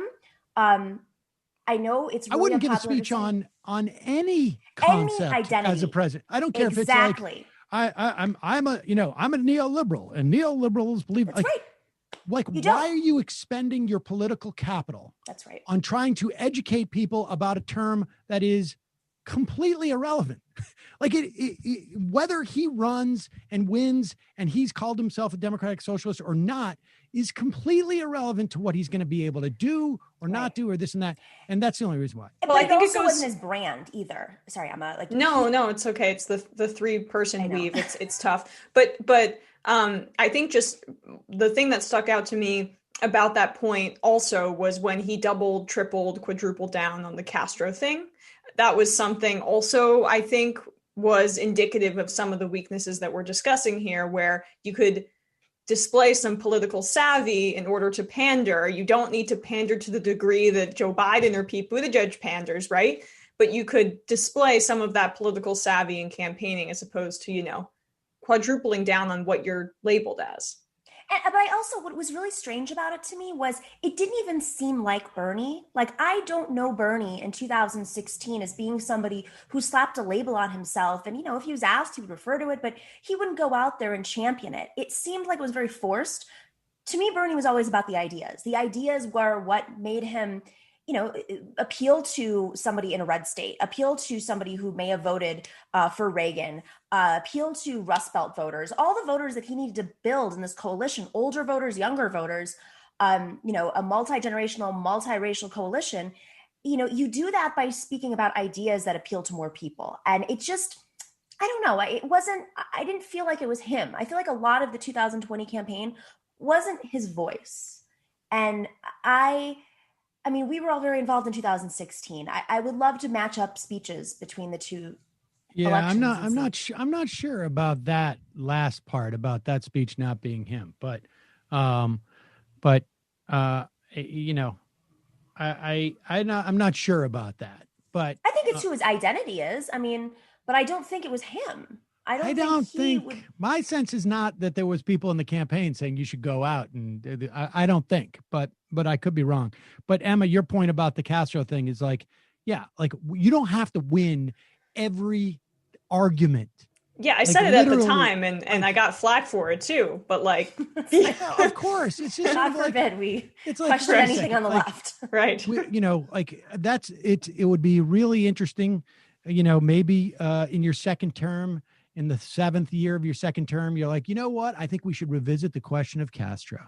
And while we're at it, we should also, we're going to make everyone aware of what's happening with Allende, what happened with Allende and Pinochet and the U.S. government's involvement. But when you're trying to run for president, you got to keep your eye on the war and not fight one of the smallest, tiniest, most least relevant battles that are out there, even if you're right.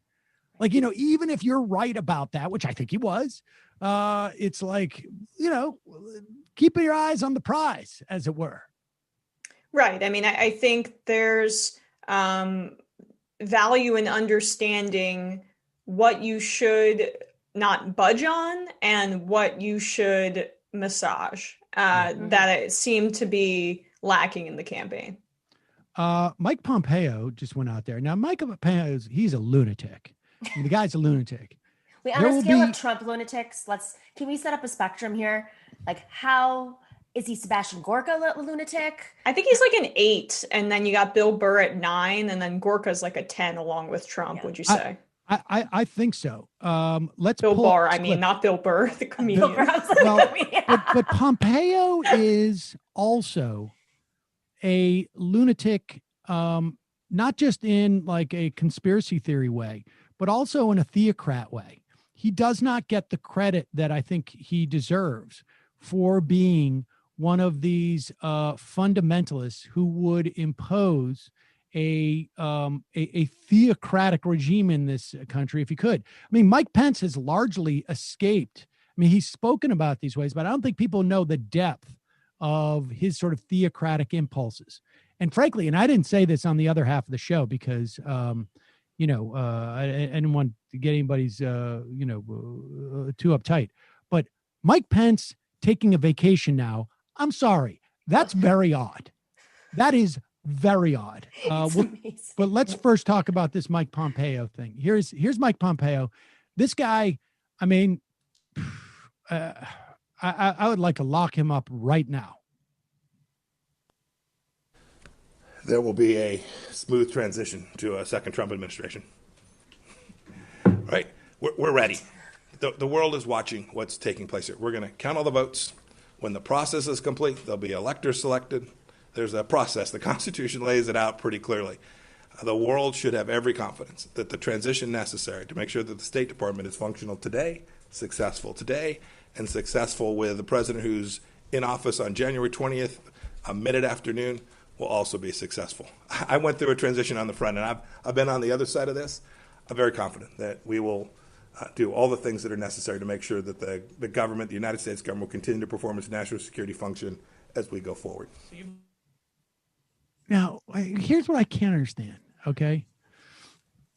If these guys are just doing it for the sake of Trump's ego so that he can get ramped down, or maybe they're all doing it because they all perceive value politically going forward in having been the guy who will say the most ostentatious thing in support of Donald Trump at a time where he's clearly lost the election. I mean, there's two things, right? It's either that is the answer, so that Mike Pompeo is just like, this is going to set me up to run for, I don't know, senator from Kansas or wherever it is, that, whatever he's going to do. Or they're thinking it's going to set me up to run, and maybe the Pennsylvania legislature decides that they're going to just choose their own electors, and it goes to the Supreme Court, and I say, okay. I mean, like, at what it's point, a win-win. It's a win-win, right? Well, yes, but what point do we start getting a little worried as opposed to like, look at these lunatics? No, that was incredibly worrisome. That was incredibly worrisome. I mean, they're saying that they want election integrity and the recount, and then, we'll see what happens. But you're already declaring there will be a smooth transition to a second Trump administration. I mean, politically for these Republicans, they never get held accountable. We saw Lindsey Graham say, you can call me a hypocrite if I do X, Y, and Z. Then he did X, Y, and Z when it came to Amy Coney Barrett.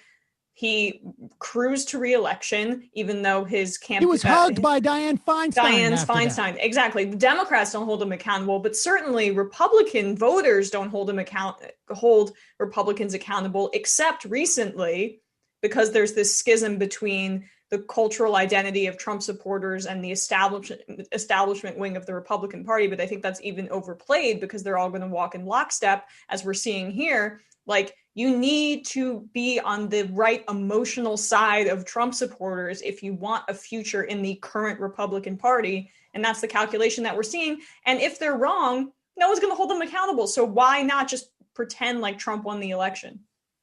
I think this is more, I don't know if it's to win over Trump voters who change their mind every day.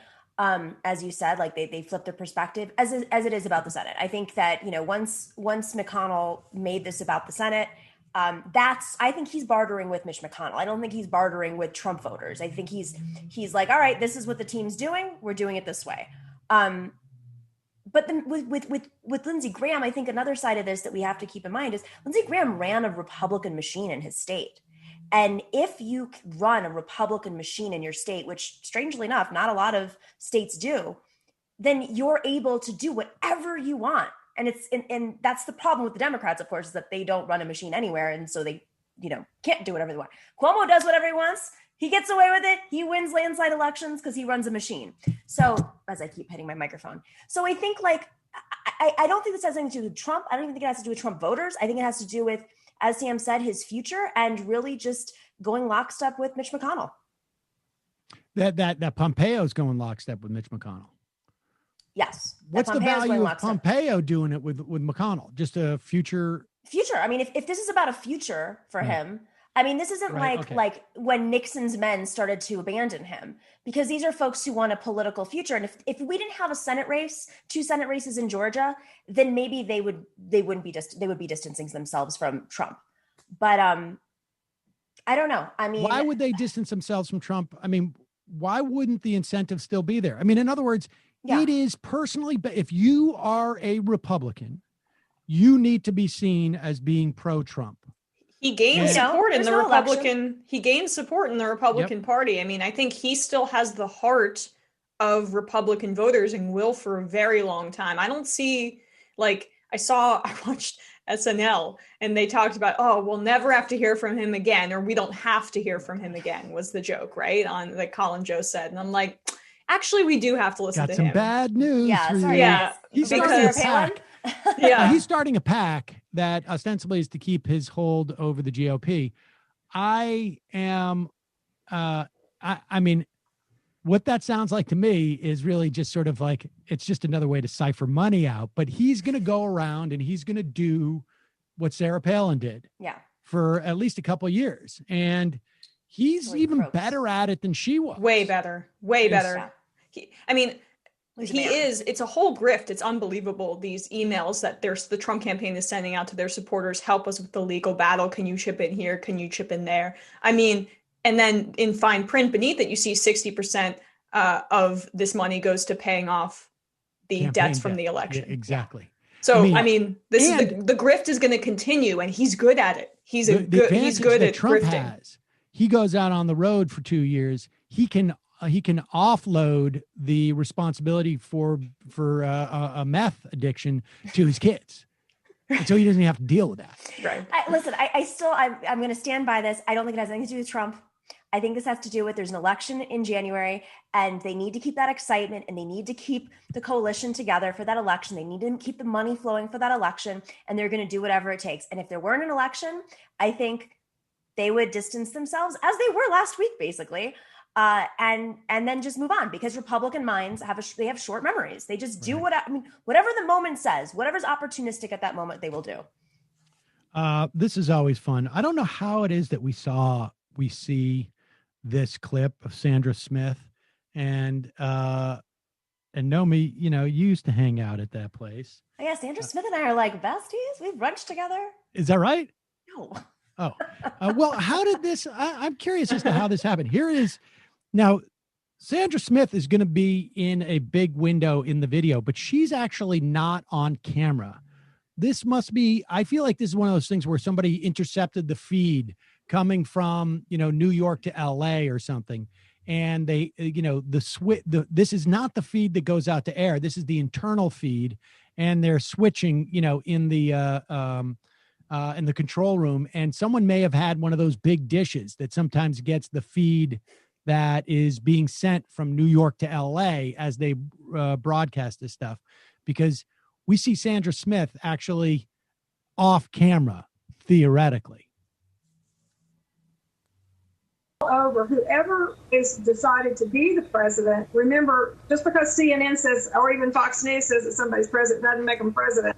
So I think everybody wants to know that this was done properly and legally. What is happening? Like, Trace, we've called it. And I think we have to look into every one of these concerns. Yeah, and I think. Yeah, and I think Cleta makes a very good point there, Steve. That look. Yeah, Trace does not pick up on his co-host saying, "Hey, you should protect the integrity of this as a news organization." And Trace is like, "Screw that, man. I'm making some change here. I'm not going to mess with that." Yeah, I love, you're shocked that Fox has guests on that peddle conspiracy theories. You know where you're working. Well, I like that she expects her co-host. You should really push back, because the guest is sort of shitting all over us. I don't know. Well, that would be if the conspiracy theorist actually took what they don't even watch Fox. They'll go on Fox. They don't watch Fox. Fox is too mainstream for them. It's Q only. I know. I'm only watching OANN from now on. I'm cutting my cable and just, yeah. It's going to be interesting to see if Fox's numbers decline, if he leaves office, heads over to OWN and brings enough of that audience that CNN sees some value in sort of shifting toward that space. If we don't see all the cable companies shift towards that to the right on some level. Well, I mean, oh, sorry, go ahead, Nomi. I mean, I think that Fox has these deals like CNN does, like in every airport. You're going to see, no matter what, people, they're conditioned, especially since Fox's audience is so much older. I think they're just conditioned to turn it on, leave it on all day long. And if anything, they lose an audience because their audience dying out. But don't you think like some of the Q movement are starting to like move, or is that not enough? But that's not enough. That's fine. It's younger. But I think that the majority of the Fox audience is over 65, as is CNN, by the way. Well, yeah. I mean, I think your point though is valid about the age difference, because I wonder, and I would love to see some hard data on it, like that schism that I was talking about in the Republican Party, that will ultimately be resolved because they all love tax cuts for the rich and corporations, whatever. But the cultural schism between Trump supporters, the kind of more working class Trump voter versus older, old school Republicans who tune into Fox, who are whittling away and it's becoming the Trump party. Like, I feel like that's almost a myth in itself, but that divide will become clearer after Trump is hopefully out of office and doesn't orchestrate a coup. And then we're going to see those demographic breakdowns and how that affects the usually unified front of the Republican Party. It's amazing how thinly we can slice the lunacy. Right. From like the lunatics at Fox, or the somewhat slightly more lunatic on OWN. Winnipeg Craig IM's ETA on Pac-Man stealing Nomiki's backdrop. There you go. Let's go to the phones. Calling from a 210 area code. Who's this? Where are you calling from? 210. 210. Let's try it again. Oh, there we go. Sorry. Good afternoon, Sam. This is John from San Antonio. John from San Antonio. How are you, sir? I'm good. Thank you for your help on Election Day. Sure thing. Enjoyed it. I've been talking about the two Senate races in Georgia for over a year and a half now. First, I was promoting progressive Ted Terry, who dropped out of the race. Now the control of the Senate is riding on two Senate runoffs in Georgia between Democrat Raphael Warnock and Kelly Loeffler, and the other races between John Ossoff and David Perdue. I predicted in my pinned tweet that both races would end up in runoffs, and the Democratic candidates would win both of those runoffs, and I hope those predictions are right. Whoa! When did you pin that tweet?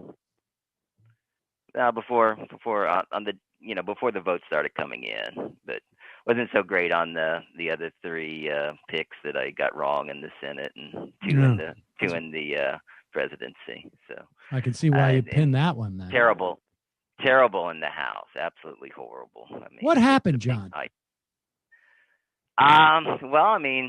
It's Republican turnout was just tremendous. I mean, that one of the things that people didn't predict was that everybody thought it would be good Republican turnout, but not so much.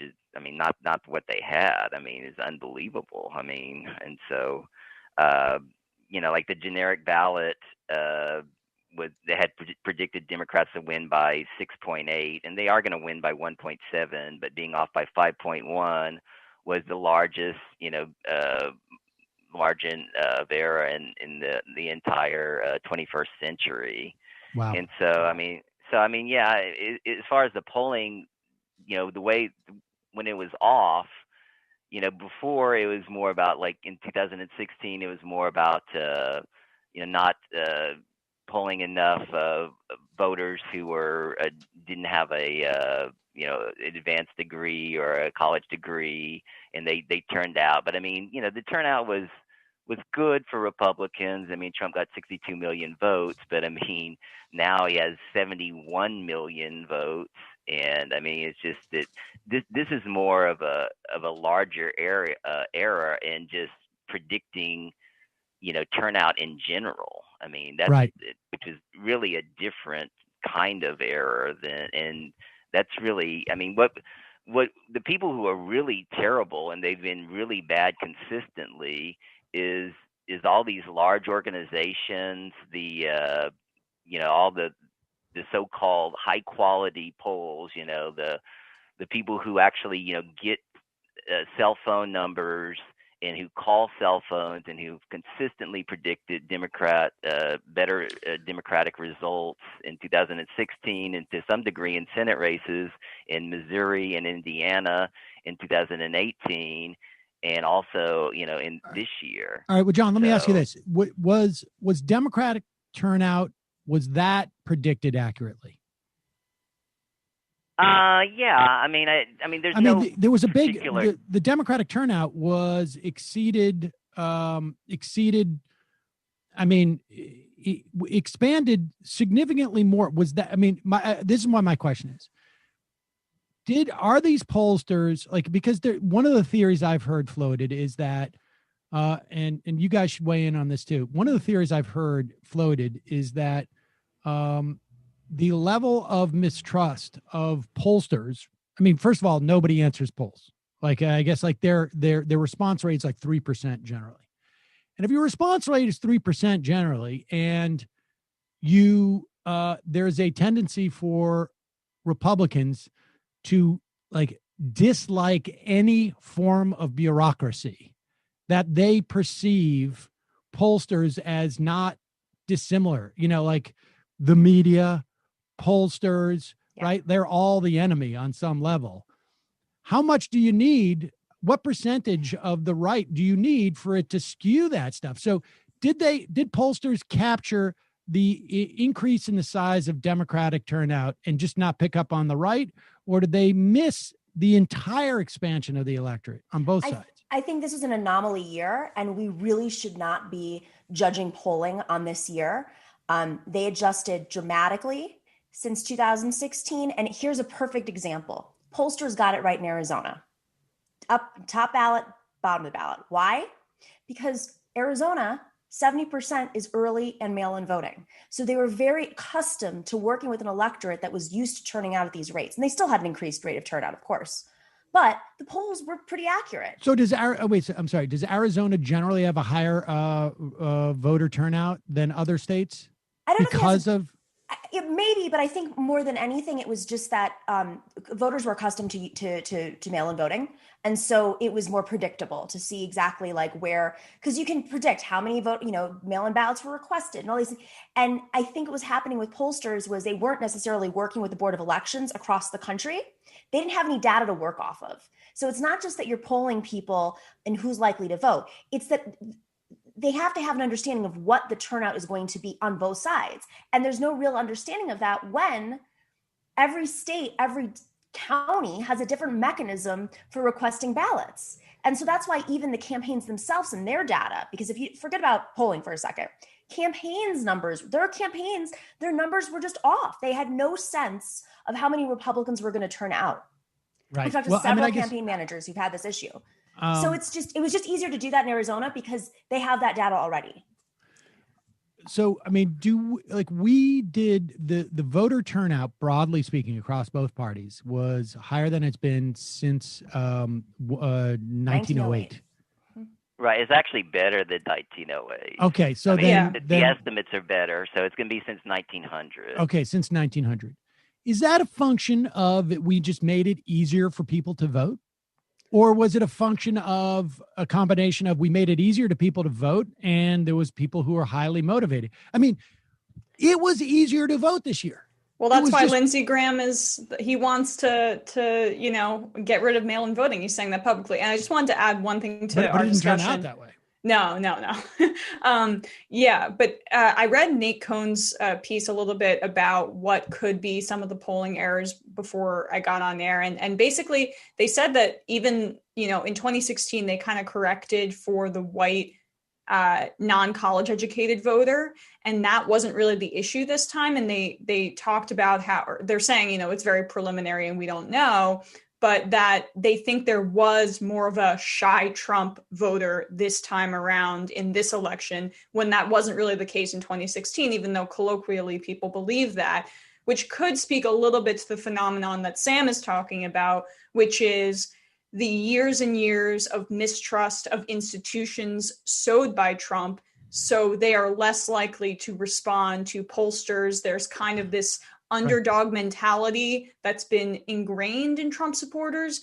And so I don't want to underestimate the fact that the general mistrust of everything not Trump associated may have contributed a little bit. But I do think, to Nomi's point, some of the polling inaccuracies are being a bit overblown by people not looking as deeply into it. Well, I mean, the inaccuracies are the inaccuracies, right? I mean, we can it's say more that inaccurate than 2016. It's more inaccurate than 2016. Yeah, I mean, which was more accurate. Well, than I mean, I would disagree with that. I mean, I as far as pure numbers being off, yes, but I mean, as far as states, I mean, like the states, the only states that really most pollsters picked to be right that they were off in was North Carolina and Florida. I mean, in Georgia, there was it was about 50-50. The top forecasters, some of them said yes, some of them said no.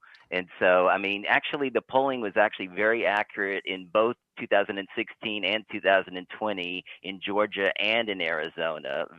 And one of the things that the difference, like I was speaking about before, as far as the generic ballot, is that, and I was speaking specifically about phone polls as opposed to internet polls, because internet polls, they should be, measuring enthusiasm, because essentially you're having people, go and volunteer to take, to spend a lot of time, like in a YouGov poll, spend an hour of their time being asked and answering, sometimes hundreds of questions. And they do that because they want to promote their candidate. And so that was the most surprising thing, that even the internet polls, which generally favor Republicans more, and they favored Bernie more because the enthusiasm for Bernie's voters was a lot stronger than centrist candidates. And I mean, John, just quickly though, I'm not disagreeing that polls were accurate for the presidential race, but I feel like it's hard to dispute that there were significant inaccuracies when it came to Senate races. Everything down ballot was completely off. Right. Everything. From state legislative races in New York. I mean, I'm talking there was one case I was looking at, what the numbers aren't all in yet. She was leading by 20 points. She is down by 20 points.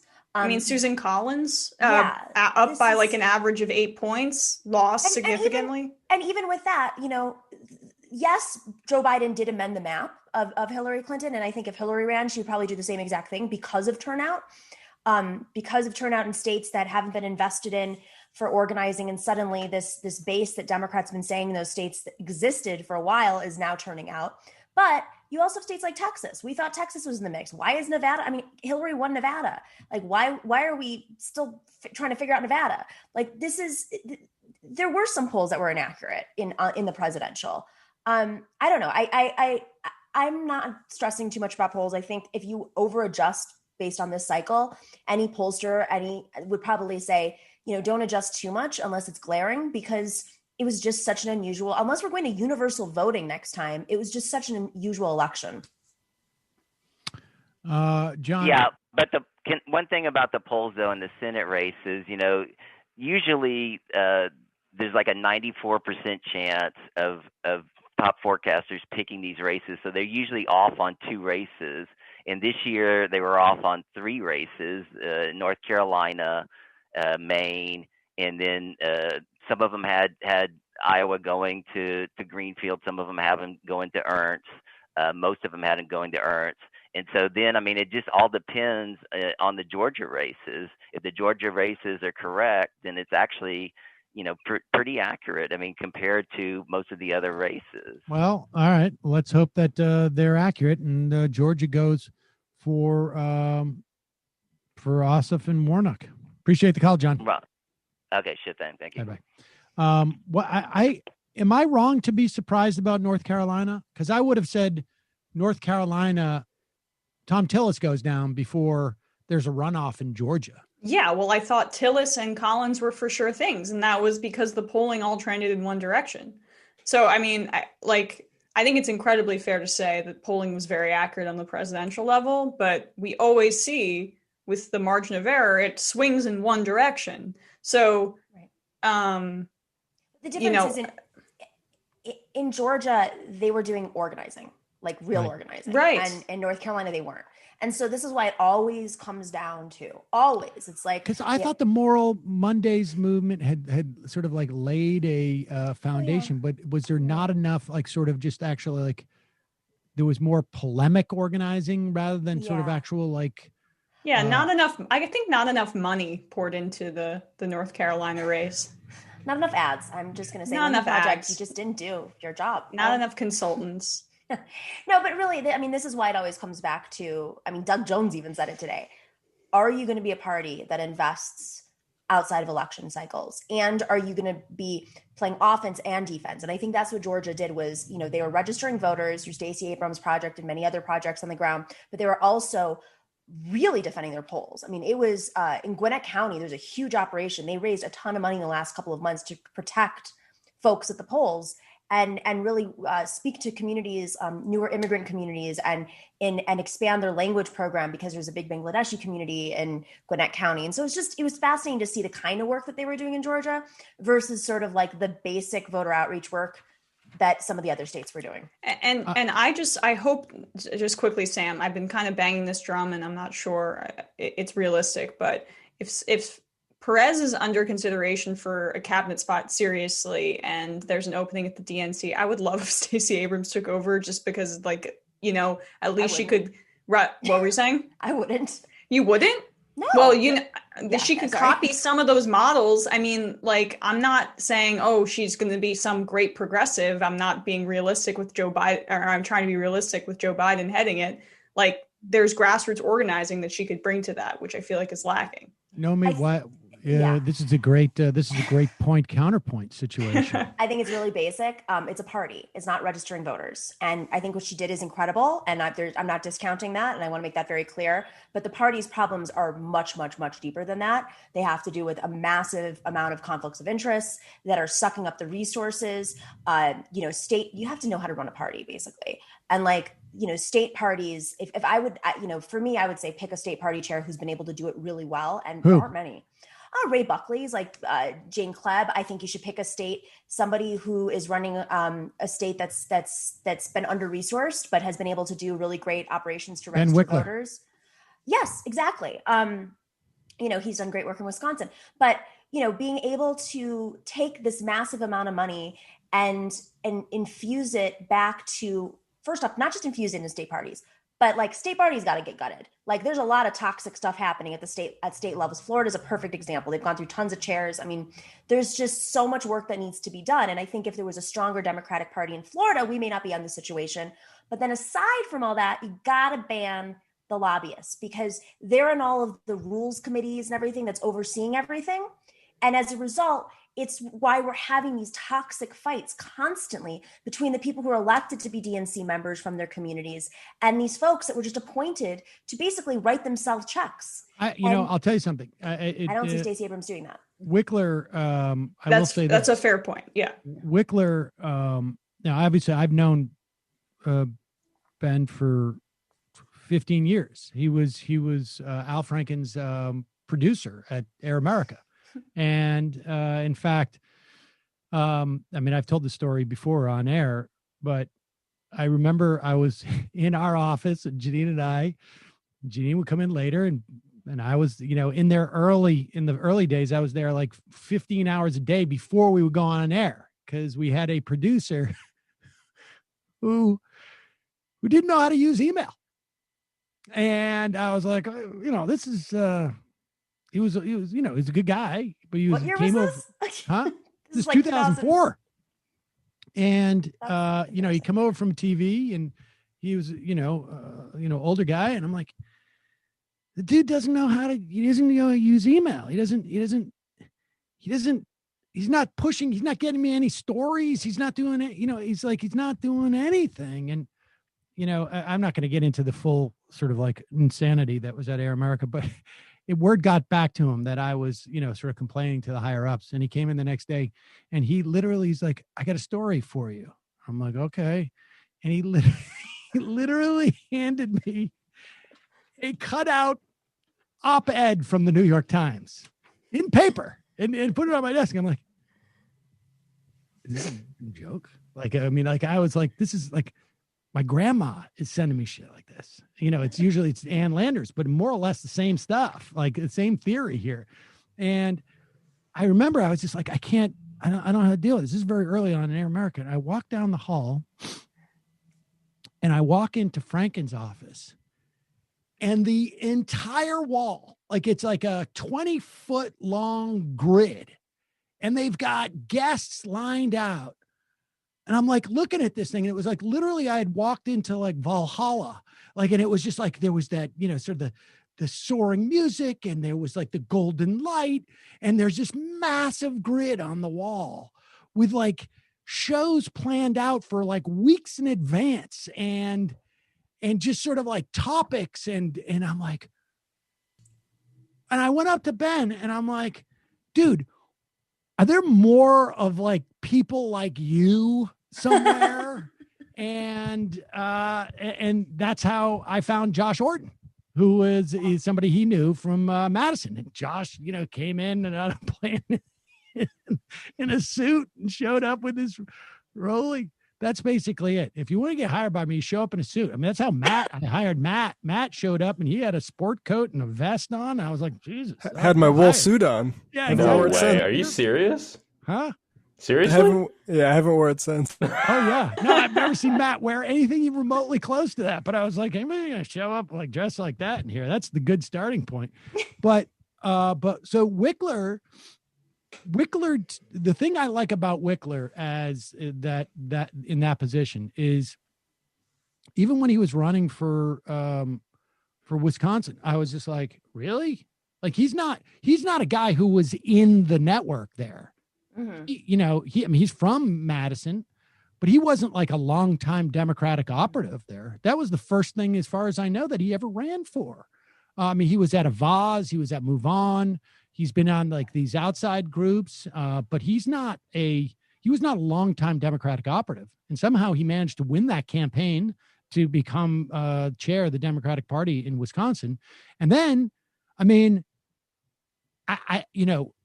from a results and a communication standpoint, like, I don't know what you could say, it's not like there's a huge apparatus in favor of Democrats there. It's very iffy. Even, Evers is there, but you still have a very hostile legislature. You have a hostile Supreme Court. They were managed to drive turnout in the middle of an epidemic, and they were, he would be a good choice. He's not somebody who's coming from, let me put it this way. He doesn't have a lot of baggage, which is always the problem with people who are coming from within inside an institution, it seems to me. But part of it, I'm also sitting here thinking like we can't lose him in Wisconsin because that's an extraordinary amount of work and he just started there. I don't know. There's this other side of it too, which is labor has been zapped. Actually, my opening of the show, I specifically talk about this, so it's very fresh in my mind. But there's three things the Democratic Party could do that could completely revive the party immediately. And it's not risky. And I don't think Joe Biden really has a choice now because he needs a Congress to work with him. He needs to elect down ballot to work with him. And I think it's, get rid of the Clintonian, like insider trading, people who are using the DNC as a laundromat for their money. Invest in state parties, not like sending them $4,000 like Perez did. And he's like, oh, I invested in state parties again. No, rebuild these parties, find new leadership, gut them, change the rules, do real work, stuff that we worked on in the Unity Reform Commission. We presented and then they refused to do it. Have a 10-year or a 5-year or an 8-year plan instead of like a 6-week plan. Yes. And then that's exactly. And then the third thing is bring back labor. You have to get rid of the conflicts of interest and bring back labor. There should be a labor quota. Whether or not they're all the labor leaders we love, we still have to have those voices in the party.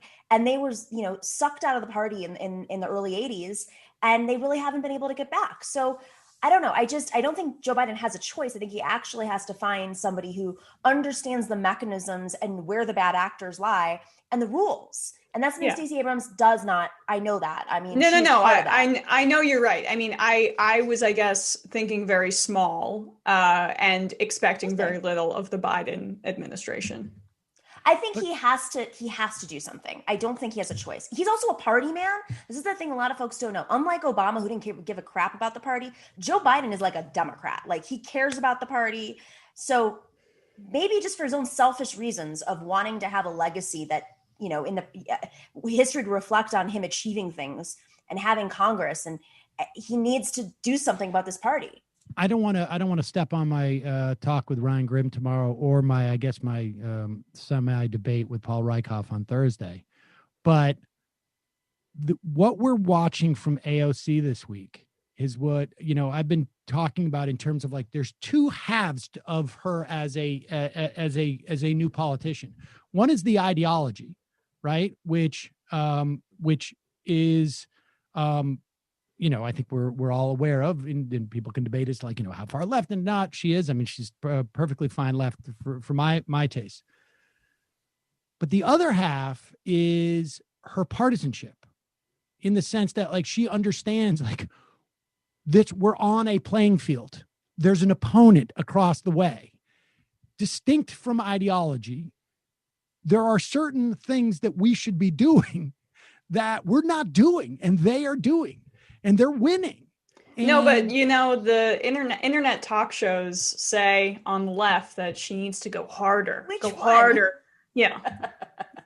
I mean, who cares with those guys? Who cares? But it's I mean, this is what's happening this week. And what's interesting to me, and I've noticed, like, I saw an interview with Clyburn on, with someone on Axios, and it was, it was also like a bizarre interview. I just thought, like, that.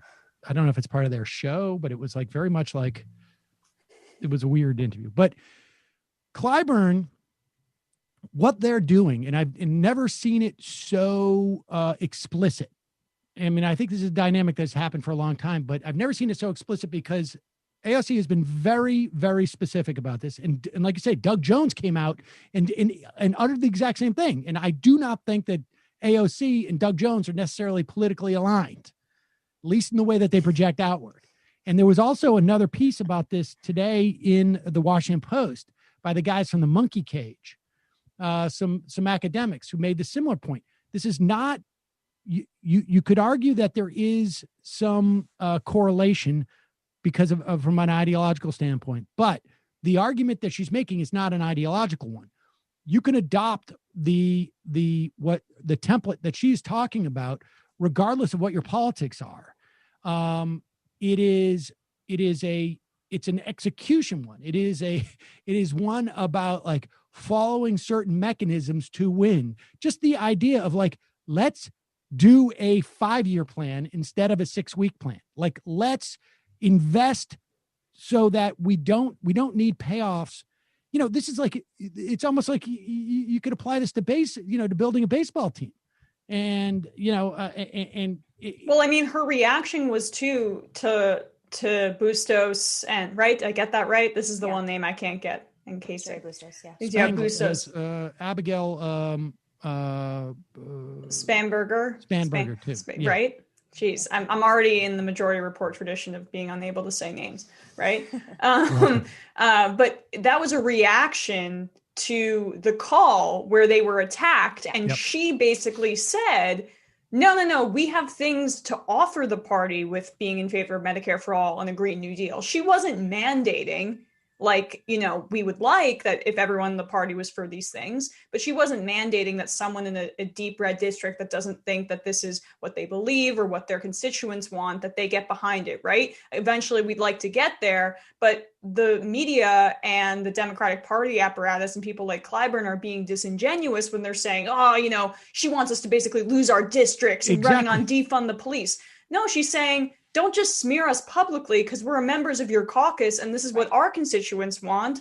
And you don't need to go out of your way to shiv us in the side. And her argument is that these are not liabilities for, the fact that we in New York have this position is not a liability for you in Kansas or wherever you are. And the reason why Clyburn, I think, is being disingenuous about this, because he clearly is. That's what I'm saying. It's like he is creating a straw man insofar as he's saying, we don't need her telling us what we should believe in. No, she's not telling you that. She's saying, you guys, we need to build an apparatus that's going to support even you, Clyburn, although he doesn't need it in his district, but others.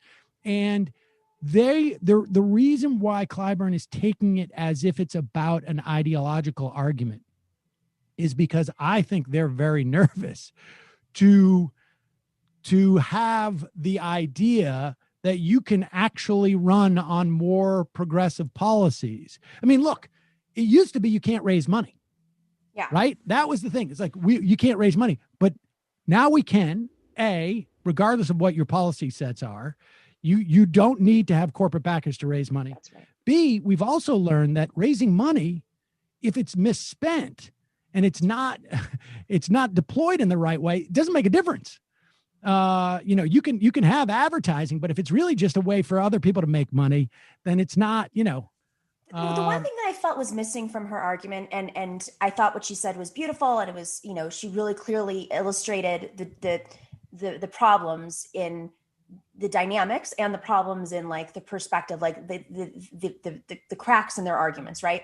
One thing that I think has somewhat been kind of lost in this narrative, and in the last couple of years I've seen on the left, is really talking about labor. And I'm not saying it from like the Rust Belt labor. I'm saying labor in America right now in the middle of this pandemic. And if you really want to be able to influence Biden, and if you want to win back many of these states and these swing districts, it is the majority of labor is people of color. So if you're going to talk about race, I think there's a way, and she mentioned like we have a racist problem in this country, and of course we do. We always have, and in many of these swing districts, it was revealed that there were people who were very fearful because of defund the police or whatever message is, and that is true. That can be true as well as what she is saying.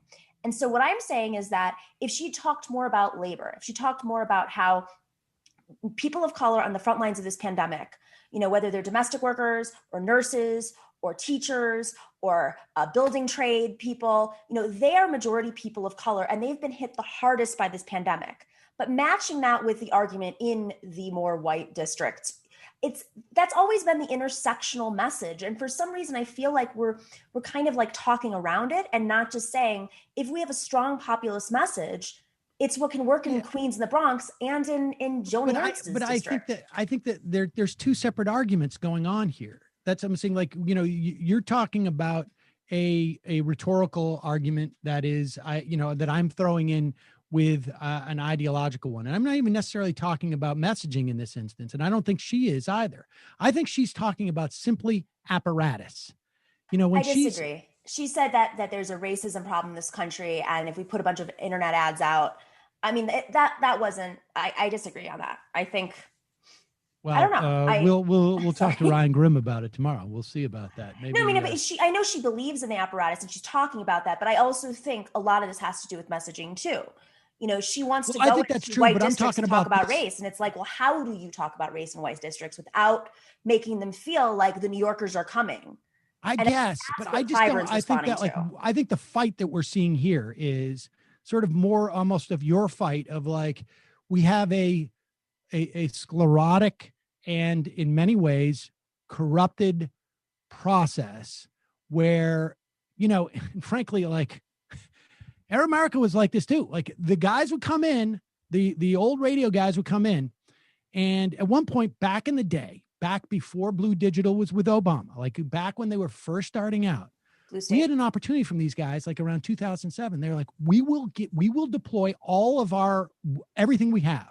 When they were just developing all the tools to be able to pinpoint who we will work with you for free, basically.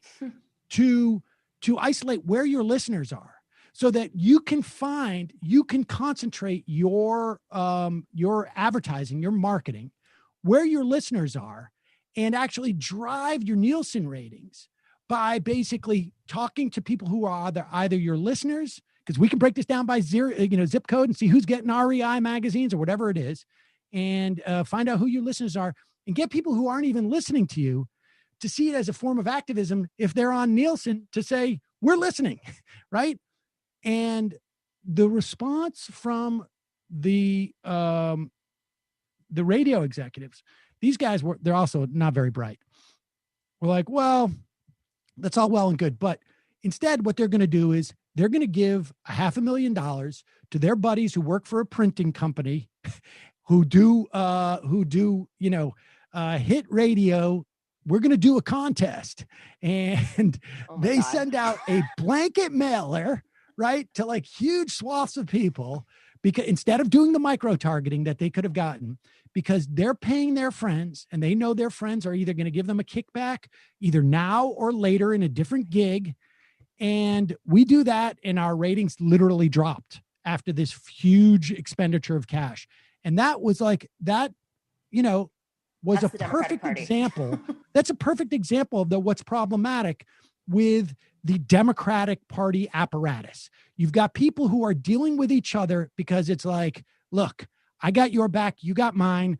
I got you in this job, you get me in the next job, et cetera, et cetera. And you need people to come in and sort of like have a vision of actually like promoting the Democratic Party as an organization. You could call it whatever, it doesn't matter what it's called. It just so happens to be the Democratic Party. And it's a group that is trying to sort of like market and build an organization for, the people who sit in it. And, some of that is ideological, but for the most part, it's just simply like best practices that are not a function of putting money in your buddy's pocket, in this person's pocket, and going forward. I'm going to it still happens on the left too. So how do we not, this happens every time there's like a big division. It's like the left comes up with their version and then they start doing it too. And then it becomes Blue State Digital, which went from being like a couple of guys just to the largest data and internet, firm on the Democratic side, running a presidential race. So how do we prevent ourselves from doing that? And I think like I'm just trying to find grooves in her argument that could be built on, meaning we're not going to be all internet. We still have voters who are over 65. Her race in Queens is very, very, very, very different than even Jamal Bowman's race, which had mailers, which had ads, also had internet ads. Internet ads are really great for fundraising, but we can't go all or nothing. Like I agree. I think it's just a question of best practices as opposed to, and I think frankly, was she suggesting all or nothing? I feel like it was more just about a larger investment in online advertising. That was my sense of it. Yeah, I also don't necessarily buy it. I know that they showed the DCCC spending on internet advertising was crap, but I know a lot of these other races did. I think it just needs, if we're going to make these arguments, we have to be really like on top of it because we are looking to her for guidance. And it's really important that if we're going to build our campaigns the way we are, and she works with Justice Democrats, that we're very clear because other people are going to look to her and say, okay, this is how I'm going to run my race now. And so that's all I'm saying is like, we can't hyper correct. Like the DCCC didn't spend money because their races were getting all the money.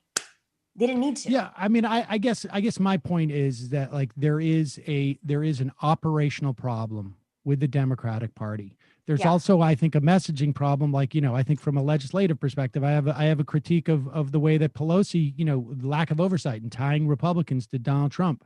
But you need all of these things working to win. And, and then new leadership comes in and then they get sclerotic too. But, I don't think this is a one and done type of situation. I think this is an ongoing problem with human beings. Like you say, it happens on the left, happens on YouTube, happens everywhere, but you got to keep filtering through. And, all right, let me take a phone call. Calling from a 706 area code. Who's this? Where are you calling from? Damn, this is Bobby Shafto. Bobby Shasko? Yeah. Where are you calling from, Bobby? I'm living in Texas right now. All right. I'm from Decatur, Georgia. All right. What's on your mind, Bobby? I just wanted to talk to you about this Clyburn thing. I 100% agree with him on the defund the police point he got. Yeah, what do tell. I think that is thing John Ossoff and what's that other guy's name, Warnock? Yeah. They should be screaming from the roof that they don't believe in that. You know, they got an election coming up. Because I do believe that hurts. You know, that term hurts us in the long run or in the short run. And we need to learn how to lie like Republicans do. And, you know, we can't just be straight up about stuff like that. You know, even if that's the plan or not. Like, they have no qualms with all right, Bobby. I'm listening. All right. Well, so let me say this. One, I agree that the slogan "defund the police" is not an effective one because and from the beginning it doesn't clearly articulate what I think most people who support it. I know there are some people who say like, no, I mean literally have no police, but I think the vast majority of people who support that believe. I'm not, I don't want to litigate whether we should have no police or not. But I think the vast majority of people say, hey, shrink the portfolio of police and divert let's have our budgets reflect a more sensible way of approaching some of these problems. Let's not have the police be in charge of stuff that police shouldn't be in charge of, like dealing with people who are having mental issues or dealing with people, I didn't think you could have like people pulling over cars. I mean, if people knew that when they get their car pulled over, there was not a guy with a gun who could arrest them, then I don't think you'd have that many conflicts. People would get a ticket, and even if you got like a whole thing of drugs in your trunk, hey, just got a speeding ticket, whatever. So I agree with you on the phrasing, but I will also say there, and I think we're seeing the cost associated with that slogan. It was effective maybe in some localities, but there is a cost associated with that slogan. But I would also say it's like, fine, have Warnock and Ossoff say that. And because I don't know of really that many politicians in the Democratic Party who are saying abolish the police. And somebody else can come out with a different phrasing, like, let's take the load off of police. Like you can say that in a way that sounds sympathetic to police. And okay, I understand you're not supposed to be sympathetic to police in certain quarters, but from a political standpoint, you could sell this as look, I don't think we should defund the police, but I do think that it's worth funding other things that could take the burden off of police. Unburden police. Unburden the police would be a good saying. But let the police free. But here's the thing. This is what I think is disingenuous about what Clyburn's saying. He's claiming that there are other members of the Democratic caucus in Congress who are calling for Ossoff and Warnock to run on defund the police. And that's just not happening. It's not. And so I understand. My only problem is in this era of cognitive dissonance, people are not going to listen for that long for people to describe what they mean. So I agree. For this short 2 months or however long it is, we need to, get those votes we can by like making sure John Ossoff and Warnock distance themselves from that as best they can. So, if I may, real quick, I think. Wait, let me just add one thing. So, Bobby, there's only two things that we can do, right? We can not pile on them if they distance themselves from it, and B, I guess it's the only one thing we can do. Like, there's no way to say to people who are in the streets who have a reason to be pushing back on this, like, you shouldn't say that. But it's another thing to say, like, okay, we're not going to pile on Ossoff and Warnock to do what they need to win this election. I mean, those are two different things. Like, I can't stop the weather. All I can say is, like, I can't stop it from raining, but I can bring out an umbrella. And it's going to rain, and we can't sit here. There's no value in sitting here and I think slamming the people who are in the streets calling for defunding of the police. But I also think that we need to have an awareness that politicians who are running in an election with people who are not in the streets, they may distance themselves from it. And it, your phraseology may make it harder for politicians to accept it. And that's the, Go ahead, Nomi. I think Clyburn didn't do him a favor. I think that, I'm sorry, go ahead. That's okay. Go ahead. I think that whole, the way that Trump made Black Lives Matter like a I'm against the police thing works so well, when in reality, that's just movies and rap music that's like, I'm not calling the police. Because if anybody in my neighborhood need the police, they're calling the police. And Jay-Z and Ice Cube, they're calling security. Like, it's just not a real thing. I think that Clyburn didn't do them a favor. I don't know why he brought it up. I think, why would Clyburn, knowing that these races are going to be so close, why would he even introduce this and put them in a situation now they have to answer? Number one, just really bad instincts there. But second, it just goes back to our original conversation about, should you label yourself a socialist or not if you want to win the presidency? Should you have these titles? I mean, labels just in general, always steer clear of them in politics. Ideas are great. Like what Sam just said, like, let's take the burden off the police and put it more towards mental health. Another thing, everyday people understand that if you explain the ideas. Yeah, I think what Clyburn did is just as, in many respects, just as sort of like problematic as what he's calling out, frankly, but it's like he's doing the classic, like, don't think of an elephant. Wait, what? I don't disagree with you. I'm talking about in that small slice of argument. I really don't disagree with you on that. But part of what he wants to do, sorry, I didn't know if you were done. Go ahead. I'm done. Yeah, part of what he wants to do is kind of bring them to heel. I mean, like he's lashing out because he wants that kind of messaging to not be repeated, even if you're in a district like Queens and the Bronx, or if you represent Detroit. Like, he doesn't want members of his own caucus kind of regurgitating some of those slogans because they don't necessarily want many of those extreme policies implemented. We're talking about Georgia now, though. It's a different kind of people here. Totally. I know. Texas now. Yeah. Well, Bobby, I appreciate the phone call. I appreciate y'all. And I hope you get all of your friends, and if you still have family in Georgia. My whole family lives there. Yeah. All right. Well, I hope you're going to call them right after we get off this and get them to vote. Oh, yeah. I'm trying to figure out who's 17-year-olds. It's going to be 18-year-olds, so we can get them done. Excellent. All right. Thanks, Bobby. Appreciate the call. Hey, appreciate y'all. All right. Bye-bye.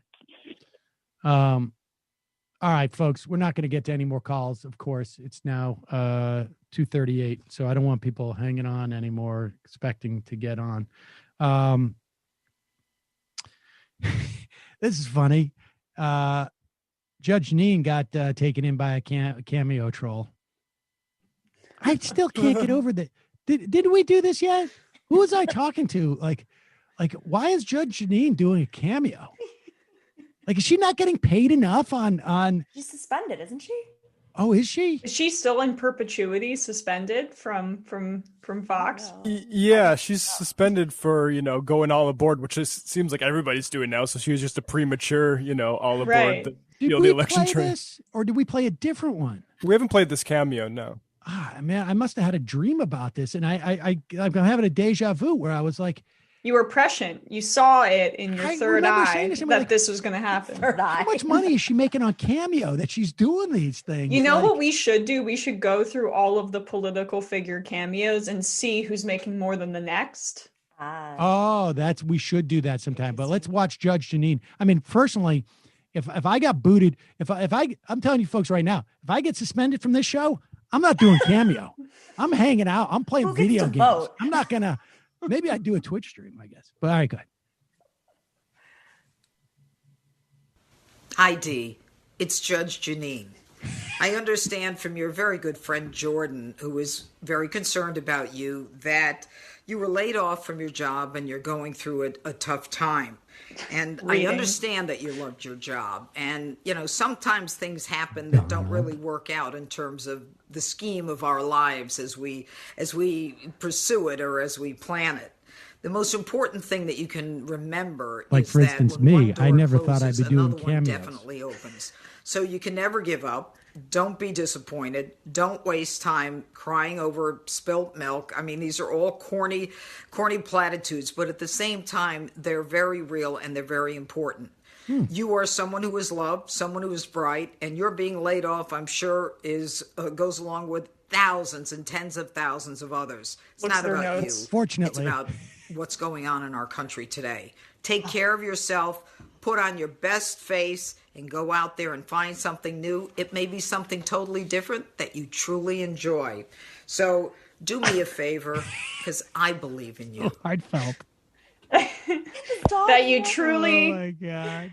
enjoy. Yeah, exactly. You're a great person, Dee. Jordan. If she's not honestly, like, I'm trying to think of like how much money you'd have to pay me to do those on a regular basis. Oh my God. I mean, honestly, she's sitting there like she's sitting in probably a multi-million-dollar house in Westchester. She's doing that for $150 or whatever. He's got a pretty high rate. Hers is How much? $250. No way. Really? Yeah. I mean, I guess you do that for an hour. The Real Housewives. I think, yeah, most of the Real Housewives probably have a higher rate than Judge Janine on Cameo. So how long was that? 1 minute? 250? You could probably do like, I don't know, probably like 20 in an hour, right? You get exhausted, I would imagine. And did she admit that the economy was doing poorly? Wow, $5,000 in an hour? Is she getting that many requests though? That's I don't know. It's and she's probably I think it's the sort of thing where you kind of wait around until someone decides to pay you. I don't think they're constantly churning them out. Oh my God. I mean, I'm gonna get a Judge Janine for you, Sam. Surprise. I mean, at $250, 20 an hour. I mean, folks, this will be it for me. Gonna go off Sign up my on Cameo Fans career right now. We're gonna do left Cameo. Gosh. When's your birthday, Sam? What? When's your birthday? I'm not. It's actually coming up. in a couple Really? weeks. Yeah. When? I need a date. So I can buy you one. I need it's a date. November so 28th. November 28th. Okay.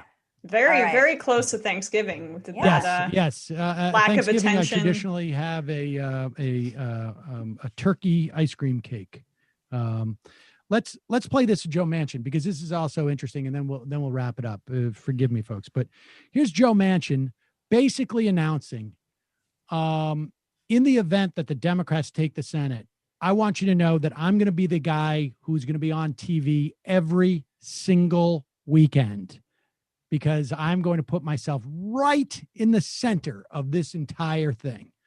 And this is how he's going to do it. I know are important to some, not all, but some in the Democratic Party. And you've made this clear the last 24 hours, so we can run down this pretty quickly. Ending the filibuster. Yeah, I'm not going to vote for that. So I'm trying to lay to rest the fears that people are using now and scare tactics in Georgia. I am fucking useless. Candidates running in Georgia, 2 Democrat candidates who are truly qualified, and they understand Georgia, they want to work with it. And you got 2 Republican senators that are, going for re-election. With that being said, don't throw this fear tactic in that if you vote for the Democrats, we're going to throw this into chaos and it's going to be a socialist type of administration within Congress. That's not going to happen because the simple truth is it'll be a 50-50 tie. And a 50-50 tie means that the vice president would vote to break the tie and it would lean towards the Democrats. But there has to be a tie. So I'm not voting for the things you've talked about. I'm not voting for basically breaking the filibuster because that means that we've given up on the Senate. It's supposed to work in a bipartisan way. Because that means I'll get less attention. DC statehood? Well, first of all, let me just go with packing the courts. I'm not voting for that. That's what they're looking for right now. They're looking for basically, okay, are you going to stack the courts? No, I'm not. I'm not going to vote for that. That means there's no tie. The D.C. statehood, I don't see the need for the D.C. statehood with the type of services that we're getting in D.C. right now. Who are you? We have representation. They say no vote, without DC representation. statehood? They have no voice, but they do. I'd have to hear more of that, but right now I'm not convinced that's the way to go. You're not running for the election. All right. Still So not convinced that. All right. So, all right, let's just break this down. Now, let me just do the most generous take I can take on this. 50-50. This is the situation. Without a doubt, it is helpful in Georgia to try and take that talking point off the table, right? That voting for Warnock and voting for Ossoff is going to mean a Supreme Court. You're going to lose all the Supreme Court and this and that. I would prefer to get to neutralize that talking point without somebody pledging that they were going to do something they weren't going to do. Wait, Sam, I don't buy that. I don't think that voters are voting on that. I don't think voters go to the polls and say, well, I'm voting on the filibuster right now. Well, but you don't think evangelicals vote on the idea that they're going to lose abortion rights? I mean, they're going to lose the ability to shut down. Already. We already lost that fight. We're not in that fight anymore. No. But I'm saying on the right. Yeah, on the right. Yeah. I mean, but we're not going to win their vote anyways. So no. Well, no. It's not a question of winning their vote. It's a question of, this is all about turnout, motivating right? In them. the special election. They always turn out. They're the highest turnout concept. What are you talking about? This is the Republican base. They always turn out. Well, I mean, who are we trying to speak to here? Oh, I think we're trying to neutralize one of the talking points that they're going to use in this election. I think this is fundamentally what's wrong with the Democratic Party. Well, hold on. They're trying to neutralize conservatives. This is my most generous take, and let me finish my generous take. Come on. Okay, I'm trying to be generous here. I mean, this is the generous version. He hedges on DC statehood.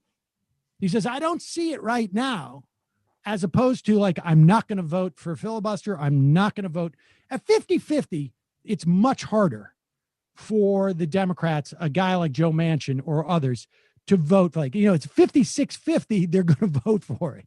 They're going to do the court packing. Like 50-50, it's tough. But here's the thing. He's hedging on DC statehood. And you get in DC statehood, all of a sudden it's 52-50. With Joe Manchin, we don't need him anymore. Yeah, well, he doesn't get to do this masturbatory exercise where he's at the center of attention. That's my generous take on it. And frankly, like, I'm okay with him saying that. If it can get you a single point in Georgia, I'm okay with him saying that if he does the DC statehood after the fact, because then we don't need Joe Manchin and he can keep his promise to, whoever it is. He doesn't need to, but, I mean, I think, look, it's equivalent to me, which I also think was a mistake, but think about Doug Jones, Roy Moore. Yeah. Al Franken left the Senate because he didn't want people to be able to say, you're telling me not to vote for Roy Moore because he's some type of creep. What about Al Franken? Why aren't you policing your own? And that's why he left. I mean, that is why he left. And I think it was a calculation he didn't have to make. I think if it was, I don't know, hypothetical me, I might have waited for a Senate ethics investigation, but Franken did it for that reason. Whether it worked or didn't work, I mean, we how do we disaggregate that? We know Jones won that time. We know he lost this time, but Roy Moore was a pretty creepy guy. I think the idea of this race, again, like, if we got to rely on Joe Manchin to be the guy to get us get rid of the filibuster and and expand the court, we're SOL anyways. And so the idea that he would say like, but I'm open to DC statehood, which I think like, that's what I'm hearing there. He's like, when you say like right now, I don't know. It seems like they have enough services. I don't know about that. There is that response though. They have enough services. Well, that's my point, is that he's hedging on that. That's a hedge. Yeah. But when you're saying like, Joe Manchin's not going to swing any of these elections. I understand that he doesn't want the messages to be repeated and, whatever he says to have legs and used against anybody in Georgia. But if it is specifically about Georgia, I don't think any of those issues are really, I will say it. Who are you trying to win over? People you're trying to win over. I don't think you're trying to win over anybody. I think you're trying to not motivate as much of a turnout. I mean, look, yeah. Here's the thing. 1/4 of the voters for Trump in 2016 came out because of that empty seat, the Merrick Garland seat.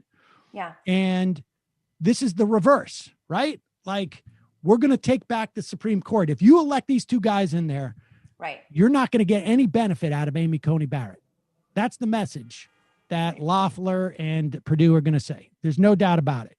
And what Manchin does is gives space for those two candidates to say, that's not the case. We already know, like, I don't know if there's a debate, I can assure you that what Joe Manchin says is going to come up in that debate. Well, the people that are going to be depressed, what I'm trying to say is like the evangelicals they're very loyal voters. They will turn out. The ones that are going to be depressed are the mythical like centrist Republicans that, that's who's depressed. I don't know. I just don't buy this being like a great strategy for Democrats, and it could come back and bite them in the butt later. I don't think it's a strategy for Democrats. I think Manchin also has a huge benefit that he gets out of it because he's already laid the marker that you're going to have to come to me. I'm going to be the kingmaker. Yes, that's it. Oh yeah, man, this man, like you said, Emma, his ego. Exactly. It's like I'm the guy who we're going to talk to every Sunday. I'm going to be on every Sunday talking show, because I've now positioned myself as the guy who gets to decide whether we get rid of the filibuster or whether we expand the court or whatnot. Susan Collins is a little bit more humble when she does it. Right. No, yeah, Manchin, and they're like BFFs, the two of them, like two peas in the pod. They're like vampires, except they feed off cable hits. That's what sustains them. It's the concept of, I think in Manchin's mind, he wants one person to win. Because then you've got the gang of two, right? Like, honestly, like the Manchin Collins, they're going to be the ones who get to dictate everything. And that's what they want. It's so hard for normal people, I think, to conceive of how much of these decisions that impact the lives of millions of people, like years of suffering or immiseration or anxiety could be washed away. And it's all just a function of the ego of one or two a-holes. That's it. It's beyond, I think, like a rational human being's conception of this. Yeah, they want like Collins and Manchin buddy cop forever and ever. I don't know. That's the vibe I get. That's how like great civilizations collapse. It always comes down to some Achilles heel ego issue. No, don't worry. We're already on our way. I was just going to say, let's wrap up by saying, folks, and if you want color commentary for the complete degradation and dissolution of this society and empire, stick around here. We'll be here every day at noon. All right, guys. Nomi, have a great show today. Thank Starts you. in 7 minutes with 7 a minutes. wonderful new background. A little potty break. Emma, good job today. Brendan, Matt, thanks for your work, guys. See you tomorrow. Thanks, everyone. It might take all the strength I got to get to where I want, but I know somehow I'm gonna get there. I wasn't looking when I just got caught between the truth and the lie bar. But finding out won't make me feel any better. Yeah, I know the clock is ticking, but the meds are gonna kick in, and my pilot light shining bright. I get somewhere the choice was made, for the option where you don't get paid, for the road that bends before it finally breaks you. I guess somehow I lost my drive between the 101